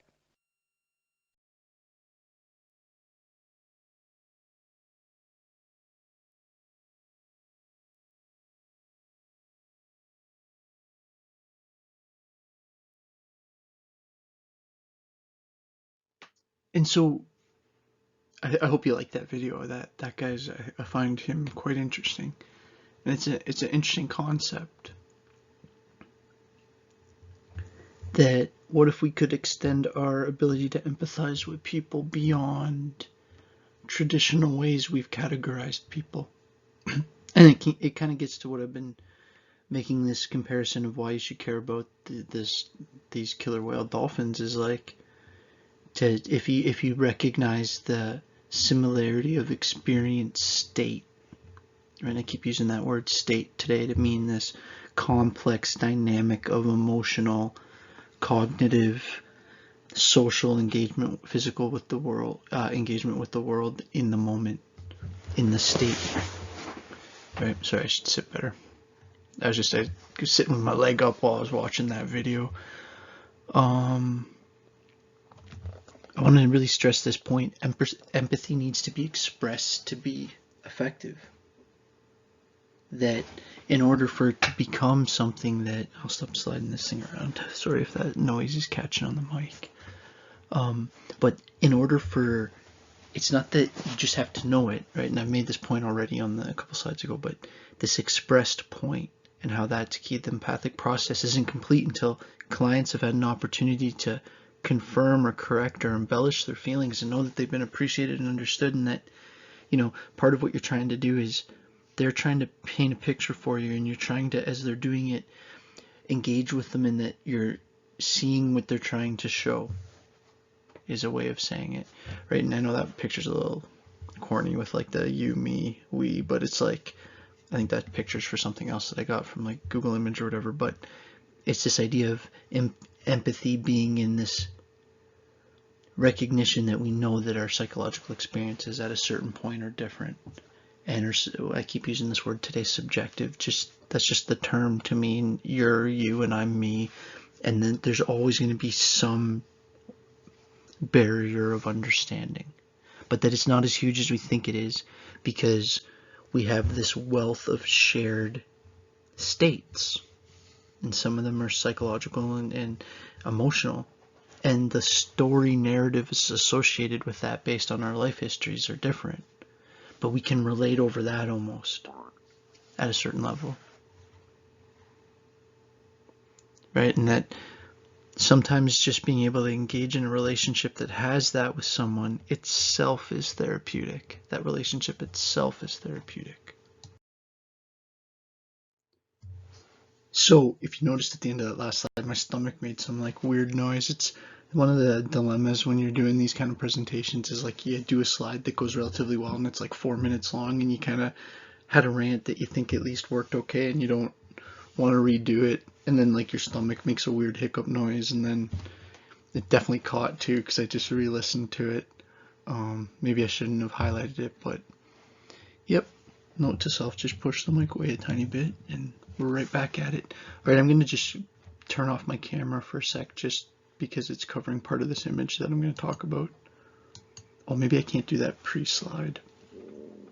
Okay, so all that you're missing there is that bottom thing says communicate understanding. So, okay, so think about this. So somebody's sharing something with you, you're in a counseling setting, and again, I'm trying to say this is way more than just like head nodding at the right times or like, so by this do you mean this, and like doing a proper paraphrase technically. It's like so much more than that, and I don't need the headphones except when I'm listening. What it really is this ability to empathy is about your ability to engage with someone else and recognize with your own situational awareness what their subjective experience of the situation is and how that's shaping their engagement with the situation, and use your understanding of that to shape how you're interacting with them to create a therapeutic influence. It's really what we're talking about. And then appreciating them as human beings, being able to see their world. That doesn't necessarily at all mean that you agree with everything they've done. Oftentimes you'll find certain things they've done potentially despicable, right? Especially if you're working with, say you're working with people that have, I don't know, say you're, this is an extreme example, but say you're like a psychologist at a prison or something, and you're like trying to, that's such an extreme example, but in even just regular therapeutic practices, people will not always have behavioral and lifestyle patterns that you're going to morally agree with. And that's what Carl Rogers has an idea, I'm not sure if I have it in this presentation or not, but that would be useful for you to have in your notes. And what he calls it is positive regard. And that's an awesome word. And actually, it's funny that that randomly came up, because I actually went on a rant about this about a month ago with my Conestoga students, talking about Carl Rogers in a whole different context. But that I was making the point, and it was a bit weird or extreme or whatever, but that positive regard might be like the concept that could save our world almost. It's like, you don't need to like me, you don't need to agree with me, you don't need to think I'm right, but if you at least, sorry, that was my stomach again, if you at least give me kind of that positive benefit of the doubt, you just regard me in general kind of positively. You don't assume evil. You don't assume whoever's different than you is bad. And it's like, and I'm oversimplifying, but this concept of positive regard, it's not approval. It's not agreement. But it's showing that you kind of respect the core of who they are. Empathizing occurs when we feel an appropriate emotional reaction, an emotion triggered by another person's emotion. It's done in order to understand that person, to predict their behavior, to connect or resonate. That's a good word, right? Like, where do you hear that word? You hear that in terms of frequency, like this thing's, so what's a frequency? A frequency is like, this is going to be brutal because I'm not a good artist and the camera thing, right? But like, basically like a brain wave. The up and down is the frequency. The intensity is more like this, is a higher intensity. A lower intensity would be like a smoother, longer waves. And it's like resonating and getting those, like, and it's like, you could just picture, it's like, it's almost like you're a DJ and there's two beats and you're trying to like blend the two beats, the one to the next one. And it's like trying to make them resonate. I don't know if that works, but you know.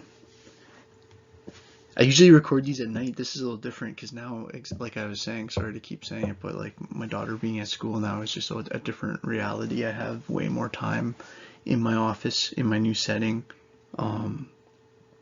It's like, just so you know, it's like in Kitchener time. It's like, I think we're in the same time zone. That's a dumb thing for me to say, sorry.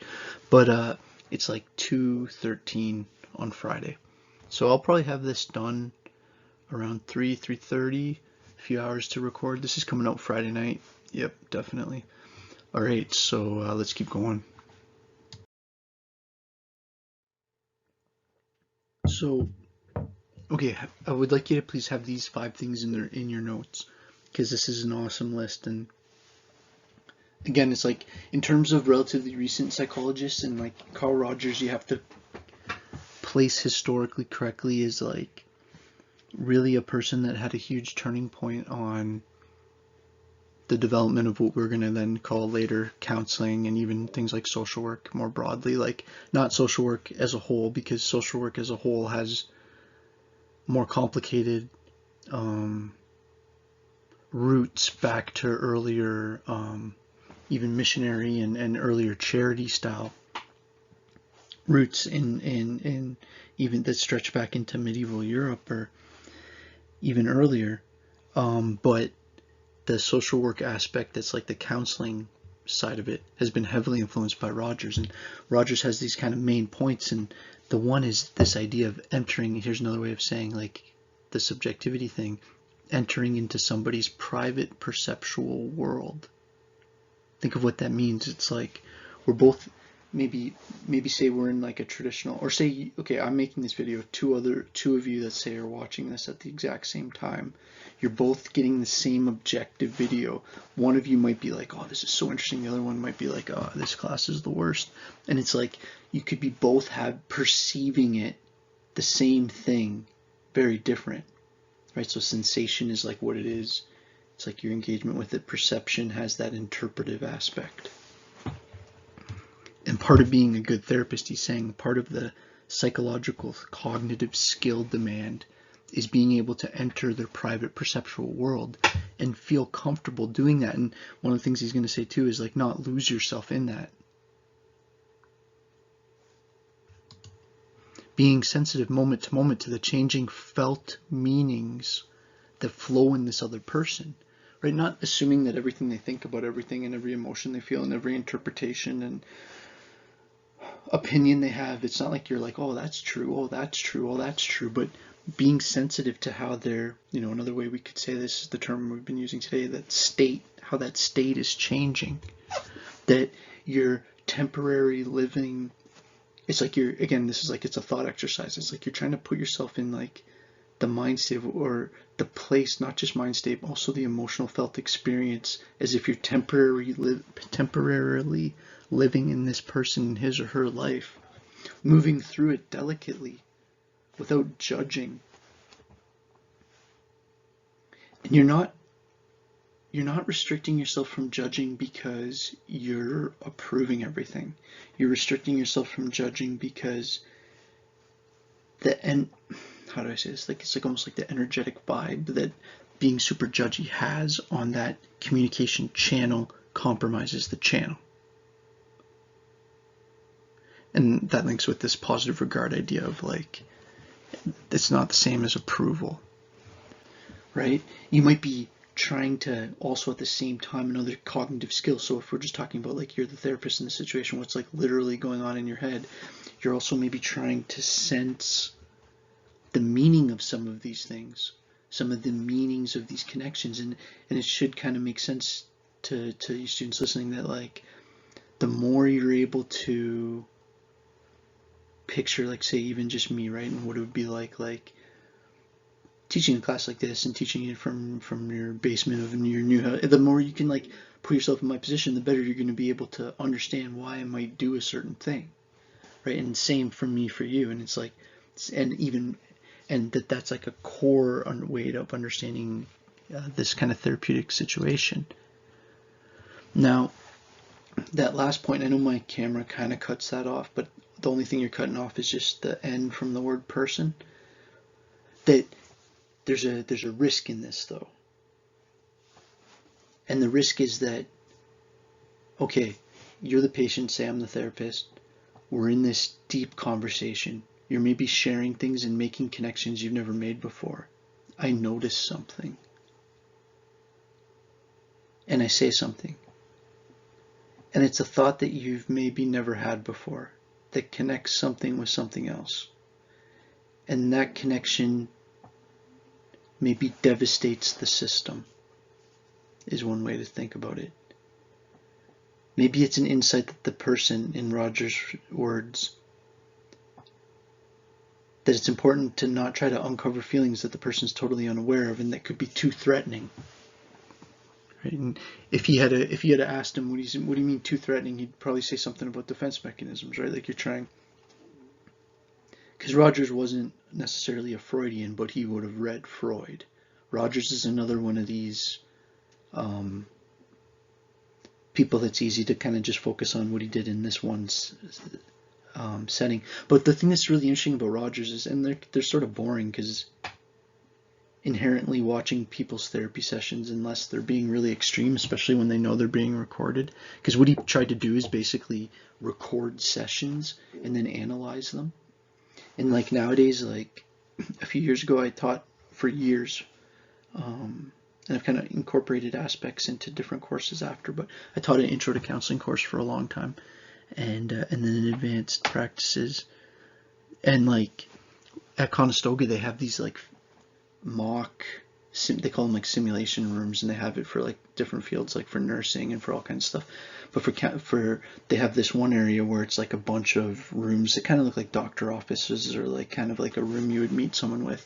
You go in, there's a table, and then they all had cameras, and then they all fed to like this room that was like a camera control room. It was pretty cool, and then the students all got a kick out of it, because then they could have a session, pretend they were the therapist, and then they'd pretend they were the client, and we would tape it. And understanding Rogers is so important. When you're doing those activities, you realize that that's what counseling is. It's like, it's not just about having the right theory. It's about like, when the person comes in the room, like, how far away do you sit? Are you going to shake their hand, or you're not? Are you going to make small talk first? Are you going to jump right in? What if they say something? How are you going to pull things back? It's like, it's the same thing as when you're actually, to be honest, it's different online, but like when you're going to be a teacher for the first time and you show up to a class and you haven't taught before, and you think that like, okay, I got to make these PowerPoints amazing, and you're so focused on your PowerPoints, and then you show up and everyone's asking questions about the tests and all these stuff and you're like, oh man, they were focused on things that were different than what I was focused on. And then you start to realize like kind of the patterns of things, and Rogers really started to notice that about counseling, and how to create the environment that allowed for therapeutic, what he called therapeutic rapport, or relationship, to develop. And rapport is just his word that meant relationship plus like positive regard and unconditional non-judgment,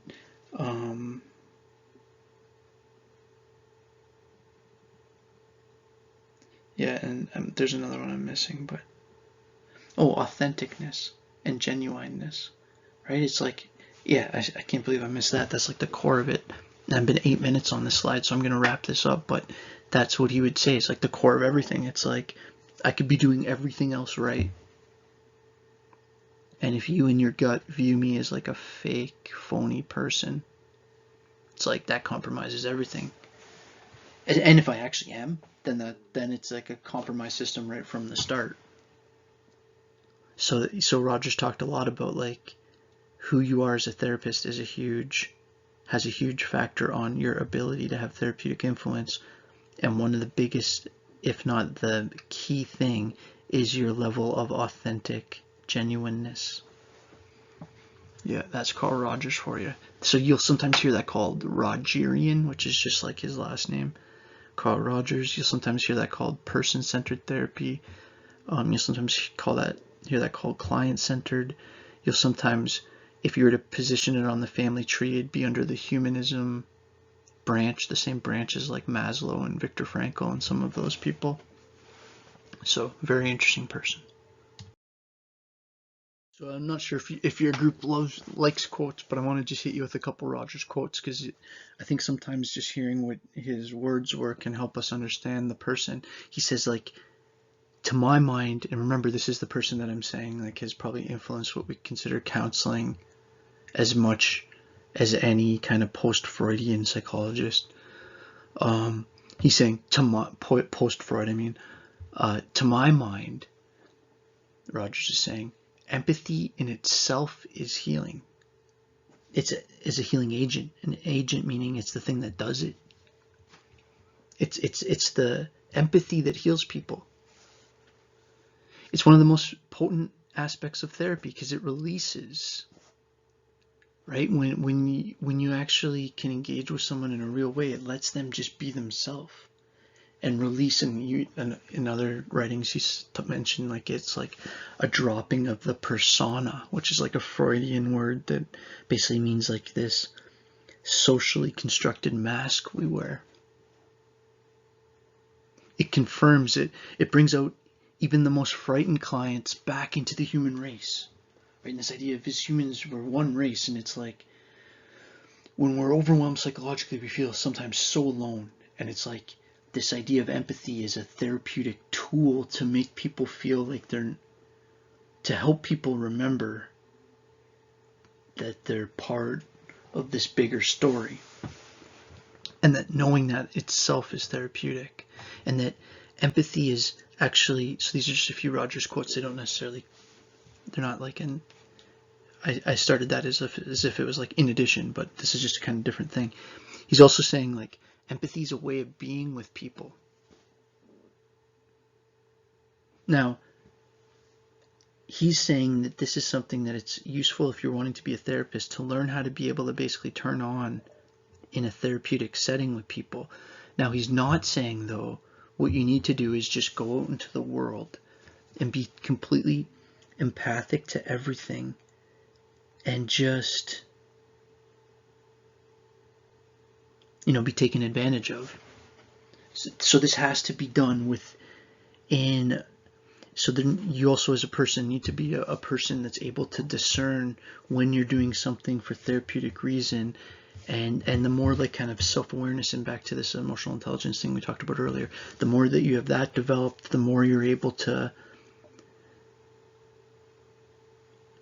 it's basically, it's like the more solid your psychological spine, the more you're able to play in kind of this mental world. Because the what I mean by that is, like, if you're dealing with a ton of stuff yourself and then you're like trying to really relate to this other person, the ability to, like, what Freud would call and Jung would call like transference and countertransference. Like transference is like the client over identifying with the therapist in unhealthy ways, like viewing them almost as like their parent, and then countertransference is the opposite, like from the therapist towards the client. It's when this emotional aspect of the relationship compromises the therapeutic dimension of the relationship. Not sure how I got on that, but I think you'd find that countertransference and transference, that's like, you could spend hours and hours and hours and hours reading about that. Transference was a Freudian idea. Jung talked about countertransference. Freud actually came up with that idea from like this fact that he found that a lot of his patients would, regardless of kind of what he did, would start viewing him as a father figure. Now, part of it was like Freud was like older. He like, you see Freud, he's got like the cigar. He's like, he looks like a kind of grandpa figure. The fact that people would see a father figure in that isn't like, isn't completely shocking or anything, but he would say like people have this tendency to impose what they think that figure is onto who I am.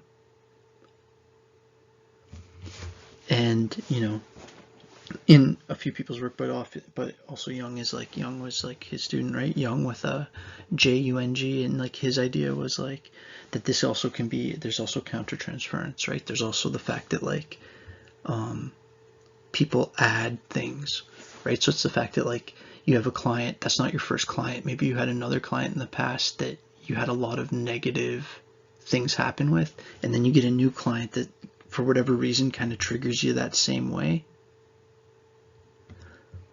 So it's interesting that I use the word triggering there to talk about countertransference, but those aren't unconnected ideas at a certain level. I don't know, I'd have to think more about that.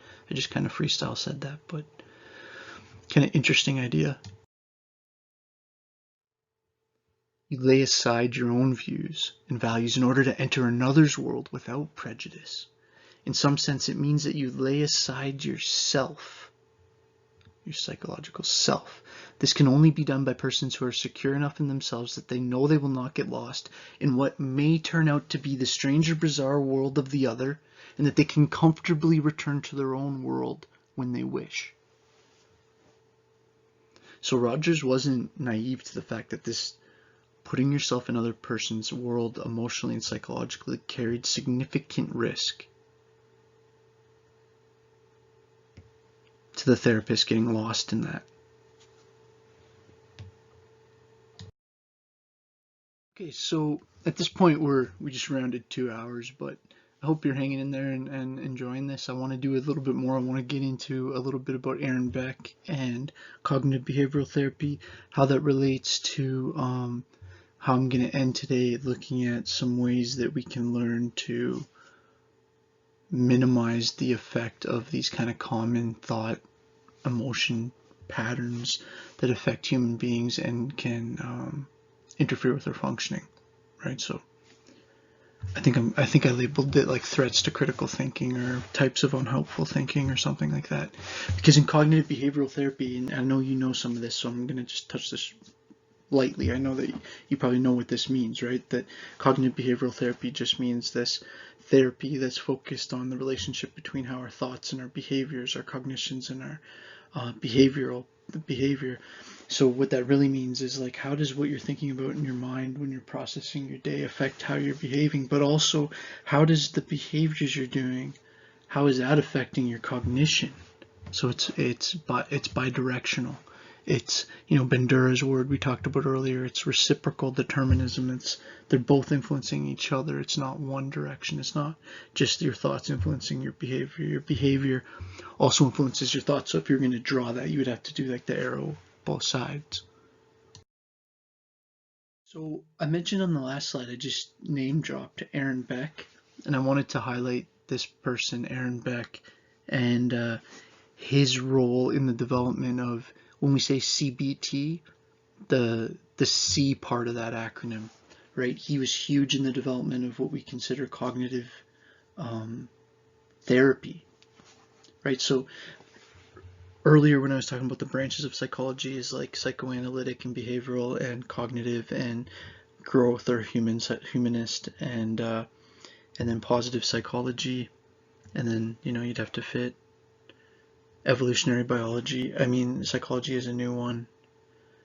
Genetic psychology, biological psychology. Then there's like all the kind of subfields in like organizational psychology and family and child psychology. And, right, so Aaron Beck played a huge role in the whole field of kind of where cognitive psychology met the therapeutic realm. And it might be interesting to you that where that really had huge influences in is in our understanding of depression, because depression is something that disproportionately affects like people that are higher in intellect. I don't know how else to say it. Just it's often, you know, like the old philosophers would call it like it's like a thinking person's problem almost. It's like, and that's not to say that everyone doesn't get depressed, but it's almost like, and it's not to say that smarter people get more depressed. That's not what I mean. What I mean is that depression has been kind of longly understood as existing a lot in this realm of how we think and having depressed thoughts, but that also can create depressed perceptual interpretations of your reality. So let me just read this. So this is the words of Aaron Beck. At the heart of CBT's paradigm, there's a very simple yet effective working model.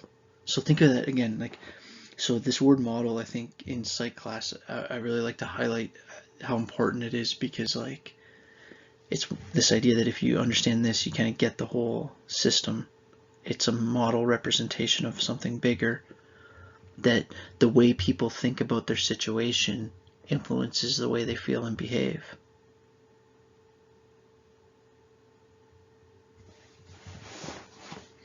You know, that's a relatively easy sentence to read.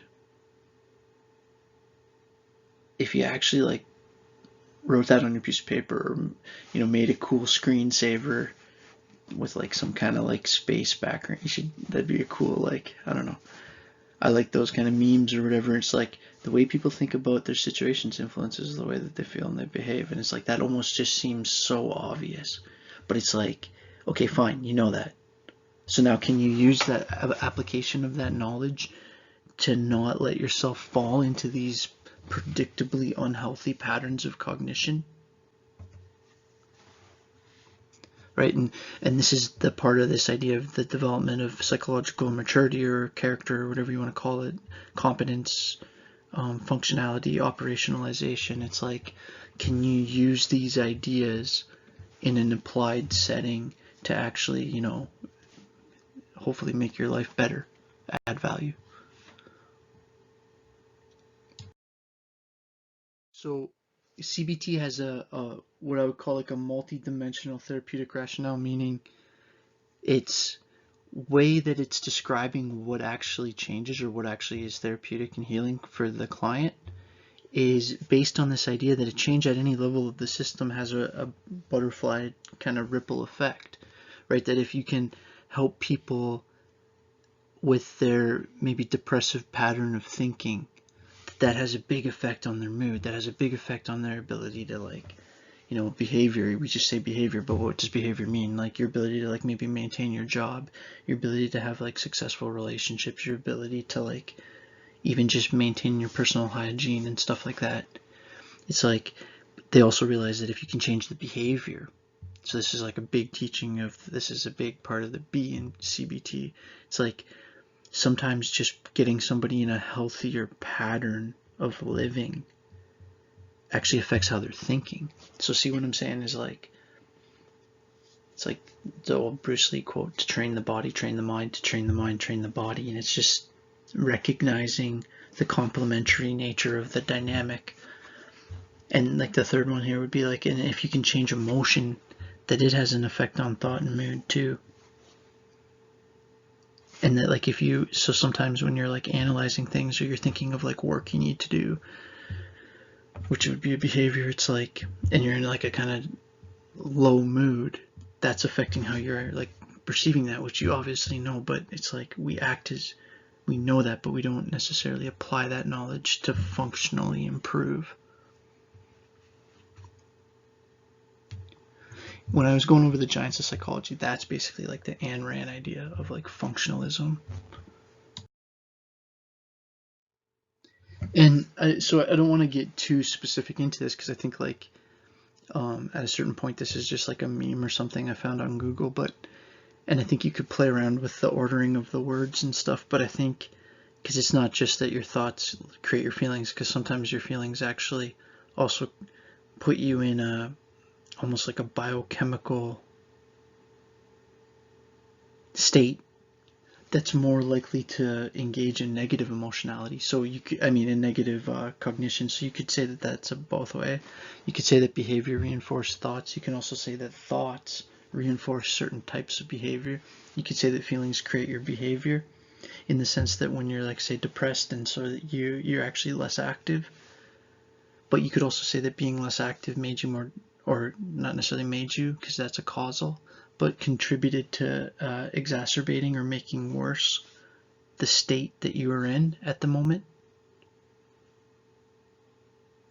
Right, so this, I'm just kind of in this reciprocal stuff. So again, like, don't tire, I'm just saying, like, don't overvalue too much this graphic, except that I'm just using it for explaining value about the kind of nature of the dynamic. I just have a couple more image kind of based ones, because sometimes it's just helpful at this point in the presentation. You've maybe been doing a bunch of writing and there's been a lot of kind of text, but I just wanted to make this point that we're also looking at this interaction between, you know, maybe this is a more nuanced way of saying the same thing. It's saying, like, okay, so this is just separate. Again, like, don't worry about how the other model had 3 things. This one has 4 things. It's like, it's all just a different way of trying to talk about how, I'm gonna, sorry if I'm overkilling this word, but this dynamic, this fact that you're a complex being, and that you have thoughts, and that you have a biological, physical reaction to things. Like, think about if you're in a stressed situation or you're feeling overwhelmed. Some of that's your thoughts, some of that's your mood and feeling, some of that's how you're behaving, but some of that's physical. Maybe your gut feels upset. You know, maybe you're experiencing it as a tension headache. Maybe you're irritated and can't sleep. And maybe outside situational factors are, so I have there as situation, and are playing a role on any one of those dimensional aspects, or all of it, or on the system as a whole. And this is why this is kind of intentionally confusing graphic of arrows all pointing everywhere. It's like, this is kind of, right, so even like Jung would talk about these as like psychological complexes, or like, think of even what that word that he would use, complex, like, it's just like, it's not like a physical, it's like a relationship between things. It's trying to put label and words to a process, to just say that there's these complex, multi-dimensional aspects of what being a human being engaging in a social world, what that means.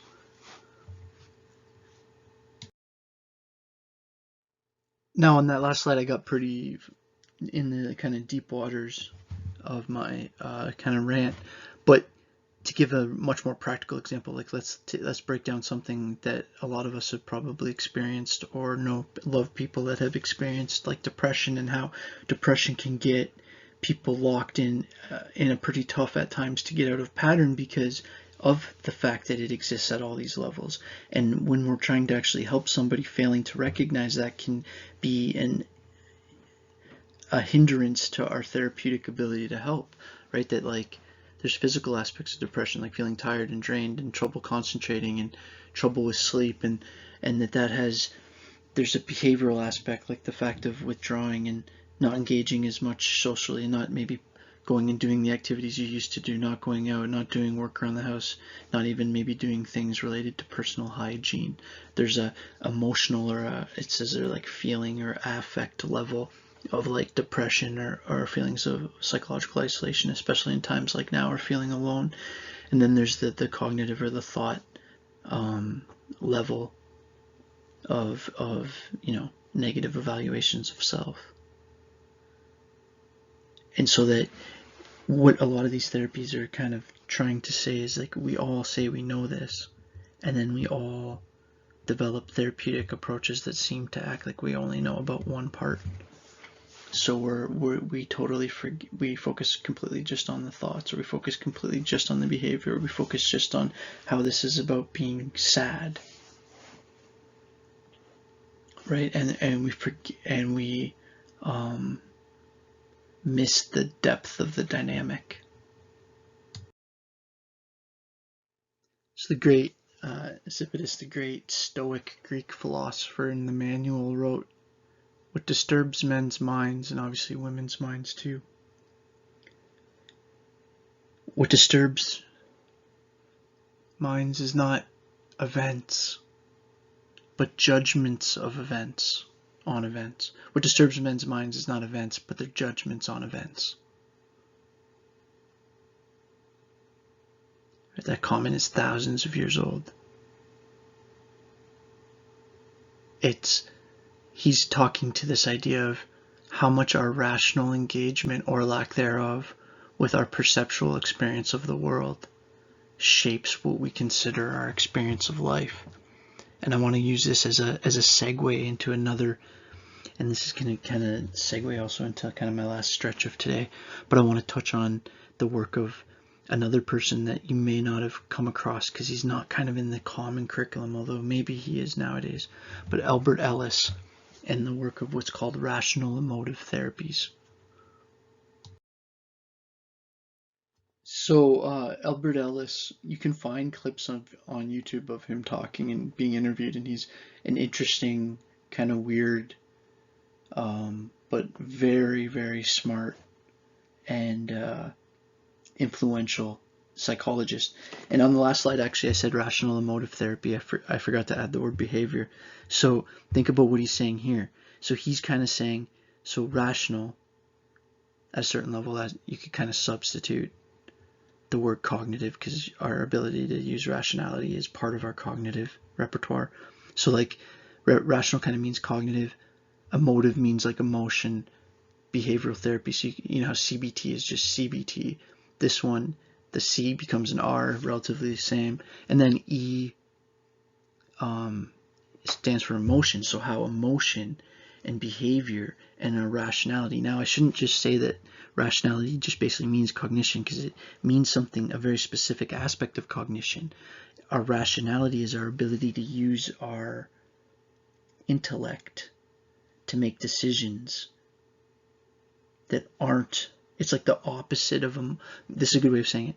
Rational decision making is the opposite of emotional decision making. Rational decision making privileges the intellect. Emotional decision making privileges the you can just put emotional system, which contains psychological and biological components. Hey, welcome back. I'm back in video. I just downsized for those last few because of the images, so that I wasn't interfering with it. But so anyways, Ellis has this in rational emotive behavioral therapy, there's this idea of the ABC model. And it's this idea of, okay, the example I always use when I've tried to explain this in the past is like road rage or somebody cutting you off in traffic, because it's just such a classic example that everyone's had an experience of. You're driving down the road and something happens. That something happens is the person cutting you off. We're going to call that thing an activating event. Okay, so it started this like process of having a reaction. So think of what a reaction is. A reaction is doing something that was caused by something else. It's a reaction. It's a action because of an action before, an activating event. And that this activating event, this person cutting you off in traffic, leads to a consequence. And maybe this consequence is you getting really upset.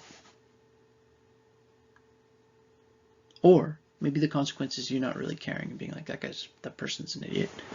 Just letting them go, and you're just going back to listening to the podcast you're listening to on your drive. How you process that, what Ellis called your belief system. How what happened interacted with your belief system. If you believe that like there's just some people out there that are, that there's good people, but there's also some evil in the world, and there's people that are having bad days, and there's people that are just did something dumb, and it doesn't reflect necessarily on me, and then that activating event happened, and it went through that belief system.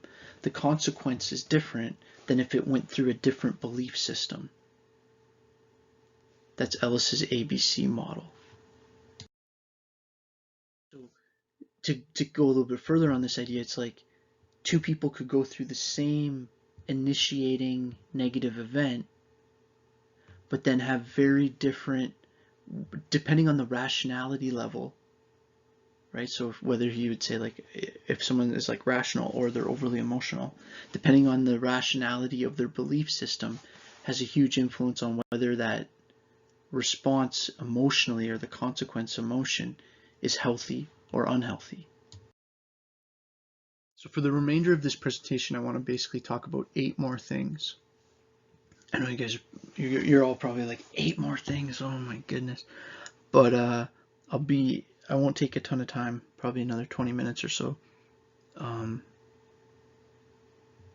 I want to talk about these things that I'm calling like threats to critical thinking. And I think in this world where things are so confusing and there's so much intentional spin on so many things, being able to think critically, and especially when we're isolated from other people at the level we are now, and other people tend to have a calming influence on us, and we're exposing ourselves to media all the time.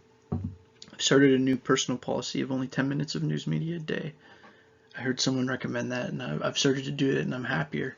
It's like I would recommend you all do it too. It's not that it doesn't matter, it's that everybody politicizing about everything constantly is, there's psychological costs to that,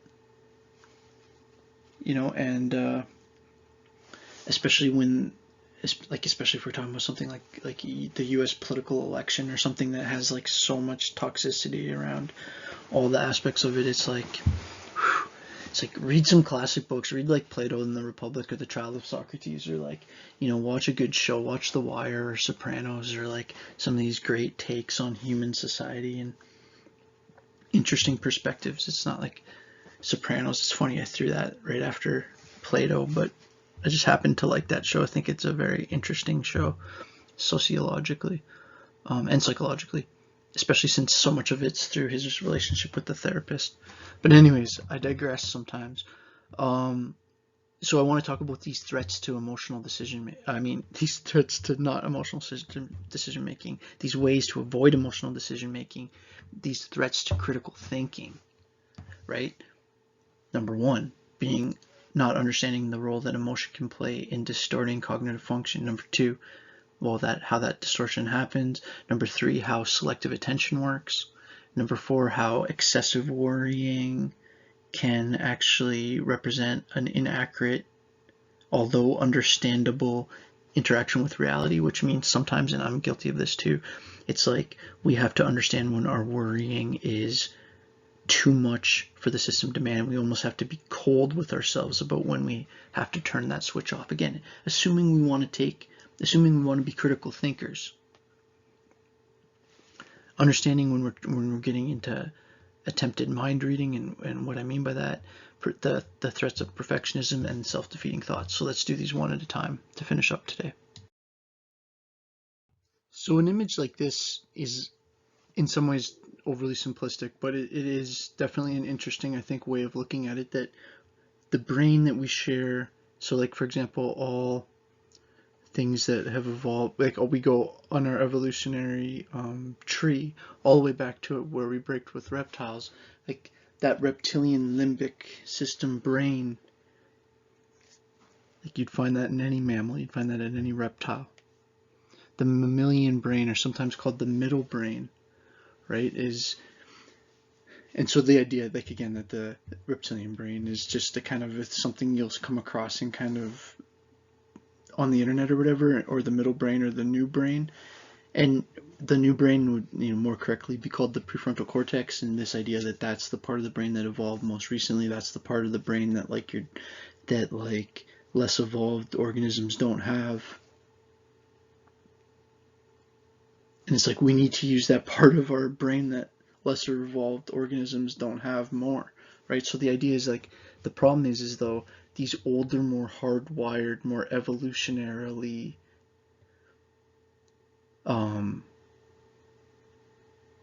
hardwired and powerful almost parts of our brain, like for example our amygdala, our emotional center of our brain, can totally, and you know it because it's like when you're mad and you just do things that you regret later, it's like the emotional system, because of our ancestors' need to, in certain stressful situations, not care about anything else and just get away or just fight. So it's like the classic fight or flight, but it's so deep. That's such a deep idea. It's really a threat detection system. And that emotions can interfere with decisions. The emotions can sometimes should play a role in decisions, especially if we're talking about like romantic emotions towards who you should love or whatever. It's like, I'm doing it like this, like that all doesn't matter. It's like, I'm not trying to say that, but what I'm saying is there's a lot of times when emotionality is a threat to rationality. Emotional decision making can become problematic when it's resulting in negative outcomes. Our emotions might support one conclusion despite disputing evidence. We want something to be true, right? And so again, I'm saying these are threats to critical thinking. So just to kind of address this a little bit more technically, what I'm talking about is there's a usefulness in viewing it as a system 1, system 2. I kind of like this. And it's this idea that like, and unless we almost train otherwise, the default, especially under stress, is to go with the system 1, to go with the default mode network. Right? Again, this is just like a conceptual model to make sense of what we're talking about here. What we're really talking about is the medial prefrontal cortex, the posterior cingulate. We're talking about what we could call this kind of old brain, this system of rapid processing. Right? It's like somebody cuts into your lane. You're starting to move your hands to move your car away from the incoming car before you've even fully recognized what you're looking at. Another example of that would be like, and there's interesting looks at this. It's like this idea of like, this is such a weird example, but say you're walking down a path and all of a sudden a tiger comes around the corner and like full run right at you. It's like before you've even like fully registered that that's a tiger, you're already, first of all, you're already sweating. Your entire system is in chaos. You're probably already starting to back and lean away. Right, so what am I saying? I'm making a point that some of that might be precognitive, right? Or another way of saying that is an automatic rapid response processing, emotional level, performs and actually does better under stress. This is what it's designed to do.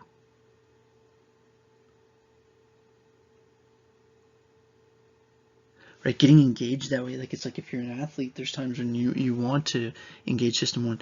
Now, system 2, or what we call the dorsolateral prefrontal cortex, this is like, what I'm saying is like the most evolved part, this is where slower processing takes place. This is where like you thinking about more complex things. How does Freud relate to Jung, and what would a collective unconscious mean, and what about people that aren't born yet, and what about people that have died, and what does that mean, that we're all like in some matrix, or is like what did the matrix mean, and all that stuff. It's like if you followed that weird rant I just did, you were using your dorsolateral prefrontal cortex to hold the complexity of those weird that like abstract thought stream or whatever. So it's like it's kind of helpful, at least at a certain level. Now if you're taking like biological psych courses and stuff, you're probably getting way more specific than this, but I'm talking about this kind of from a distance, from the perspective of how it influences something like decision making in a real applied sense. Sometimes the threat to critical thinking is at the level of distortion, right, where we can start to have faulty assumptions. And again, this is like one of the things that can be, I've been kind of making this point of when we're overly engaged with what the answer should be. It's like that's the whole scientific method is designed to fight against or protect against the natural human urge to want to find things a certain way. Right, and that's why the whole scientific method is designed to like test ideas and it's based on falsification. It's based on, you have this idea, let's test and try to see if it's wrong. If we can't prove it's wrong, then that's kind of what we accept for now. That's what we call a hypothesis testing process, or a scientific research method. And it's like being too tied to the answer at the start can predispose us to favoring distorted interpretations of what we're actually looking at.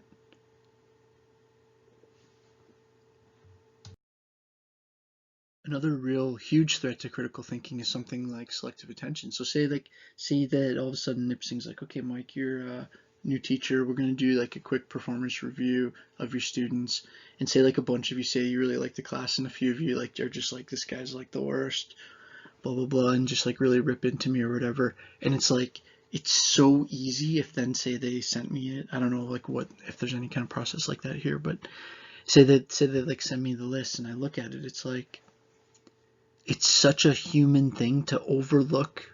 Maybe a bunch of people said nice things and then there's a couple mean things. It's like, or super, maybe not mean, that's like a weird way of saying it, maybe it's just like really critical. It's like, and then I'm like thinking about the critical point over and over and over again. It's like we have to understand that as human beings we have a tendency towards what's called the negativity bias. It's like if you're a musician, or if I was, you'll notice for a kind of different reason, I always like have the comments and the likes disabled on all my videos. But like say if you didn't do that, and it's like people are like, cool video, and it's like, this person's an idiot, cool video, and you can't stop looking at this person's an idiot. It's like, we have to know that we can have selective attention, and that can be a risk to our mental health, because it's a risk to our ability to actually, because what's critical thinking? It's like being able to actually see what's in front of you.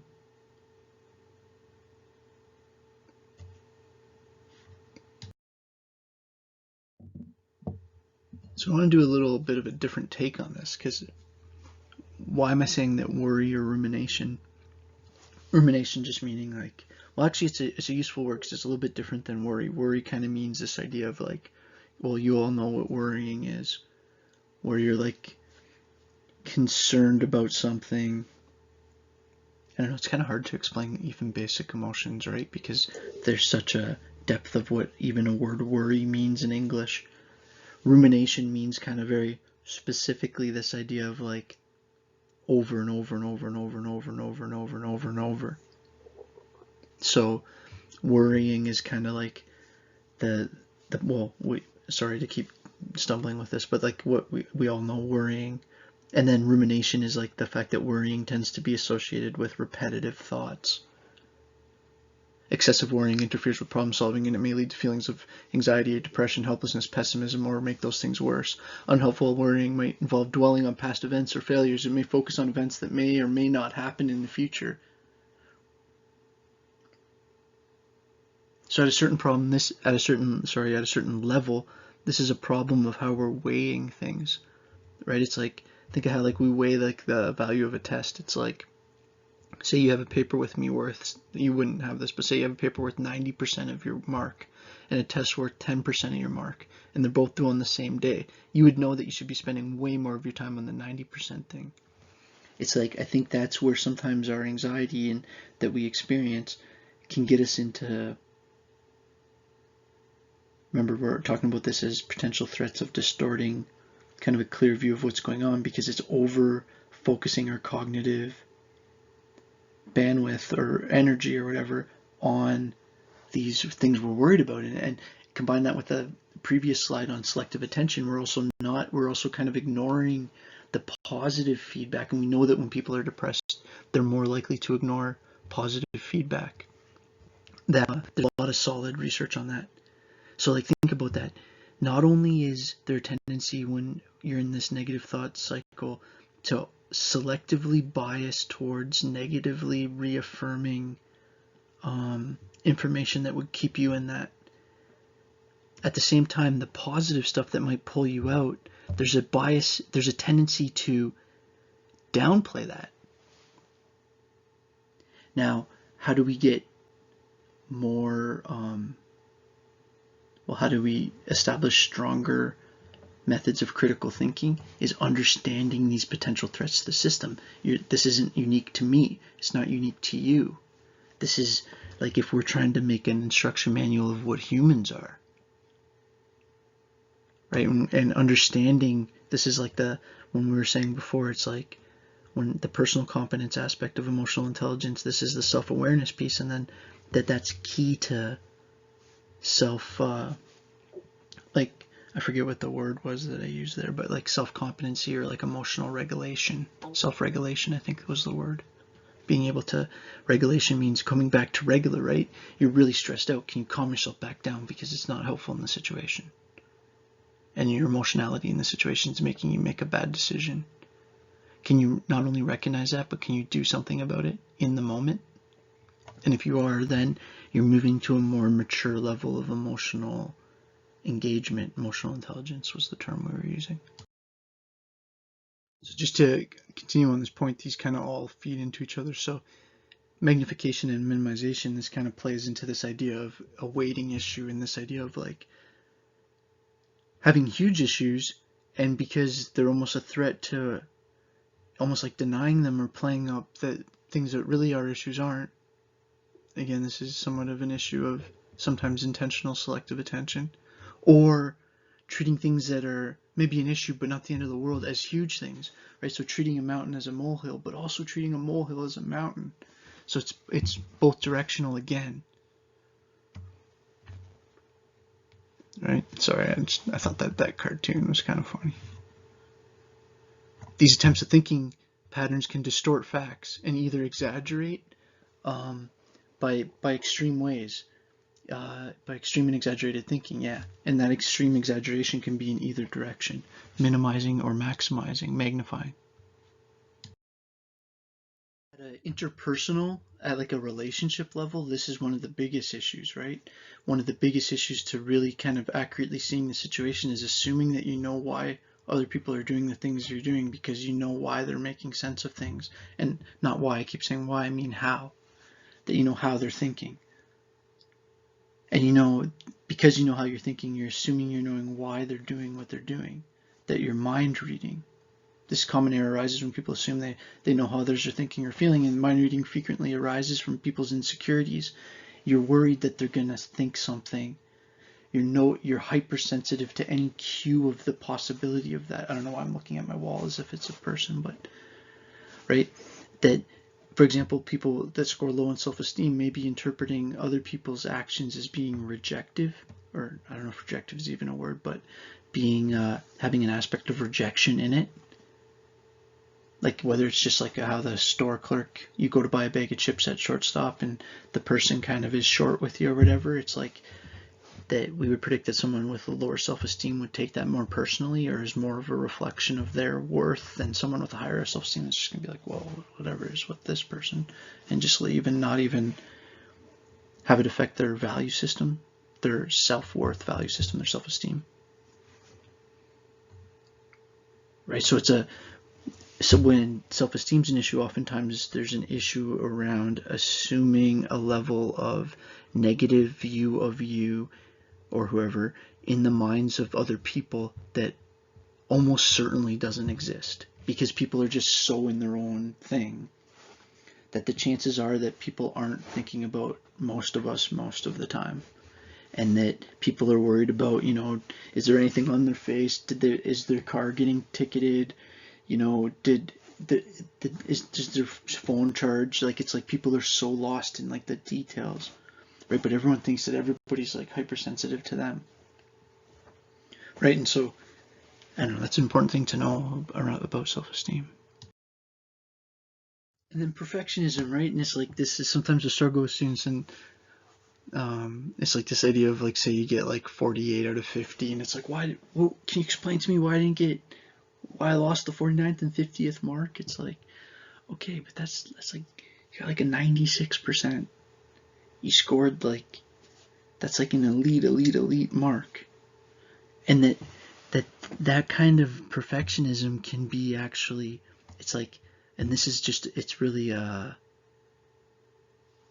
what am I saying? This is like this is about goal setting, and it's about motivational applied psychology, and understanding that the stress that might make you, if you struggle with perfectionism, the stress that's making you struggle with that, there's a healthy aspect of that, and I was gonna say maladaptive, but also unhealthy aspect to that. And what I mean by that is that, like, don't just view the whole thing as bad, because a lot of your ability to get through life and to have the successes that you've had, that's motivated that. But it's almost like that it's like you're pressing the gas too hard, and you'd actually be more functional long term if you took a little bit of your foot off the gas, because you're wearing out your system, right? You're wearing, when you I'm gonna keep going with the car metaphor for a sec, but when you start so hard and stop so fast, it's like, it's not just about how hard you're pushing the gas, you're wearing out your brakes, you're wearing out other stuff, right? In real life, it might be you're not getting sleep, you're not paying attention to establishing the foundation you need for a long-term healthy life. Healthy individuals, part of it is about setting realistic, challenging, achievable goals. They're motivated to do their best, maintain high standards for themselves. But conversely, when people are, sorry, I'm just reading this, but when people are focused on professionalism, I meant to say perfectionism, that they can set these unrealistically high standards that need to be achieved, and that achieving that is like directly linked with self-worth. Perfectionist individuals are under constant stress caused by the anxiety to perform, or the realization that they failed to reach or sustain or maintain some unrealistic expectation of self, some goal, basically, a self-created goal that they don't see themselves as fulfilling, and that stresses them out. And sometimes what I'm saying is you need to understand that if that's something that you're dealing with, a lot of that is okay, and it's almost an orienting problem in terms of understanding that, just your system functions best at 90%, not at 100%, because at 100% you burn out in other areas, because you're multidimensional. And being successful at long-term life is multidimensional. It's relational, it's personal, it's physical, it's emotional, it's relational, it's all those things, right? I hope that made sense. I think that's the last one. One more. Thanks for watching and being such a great class. See you next episode. Cheers.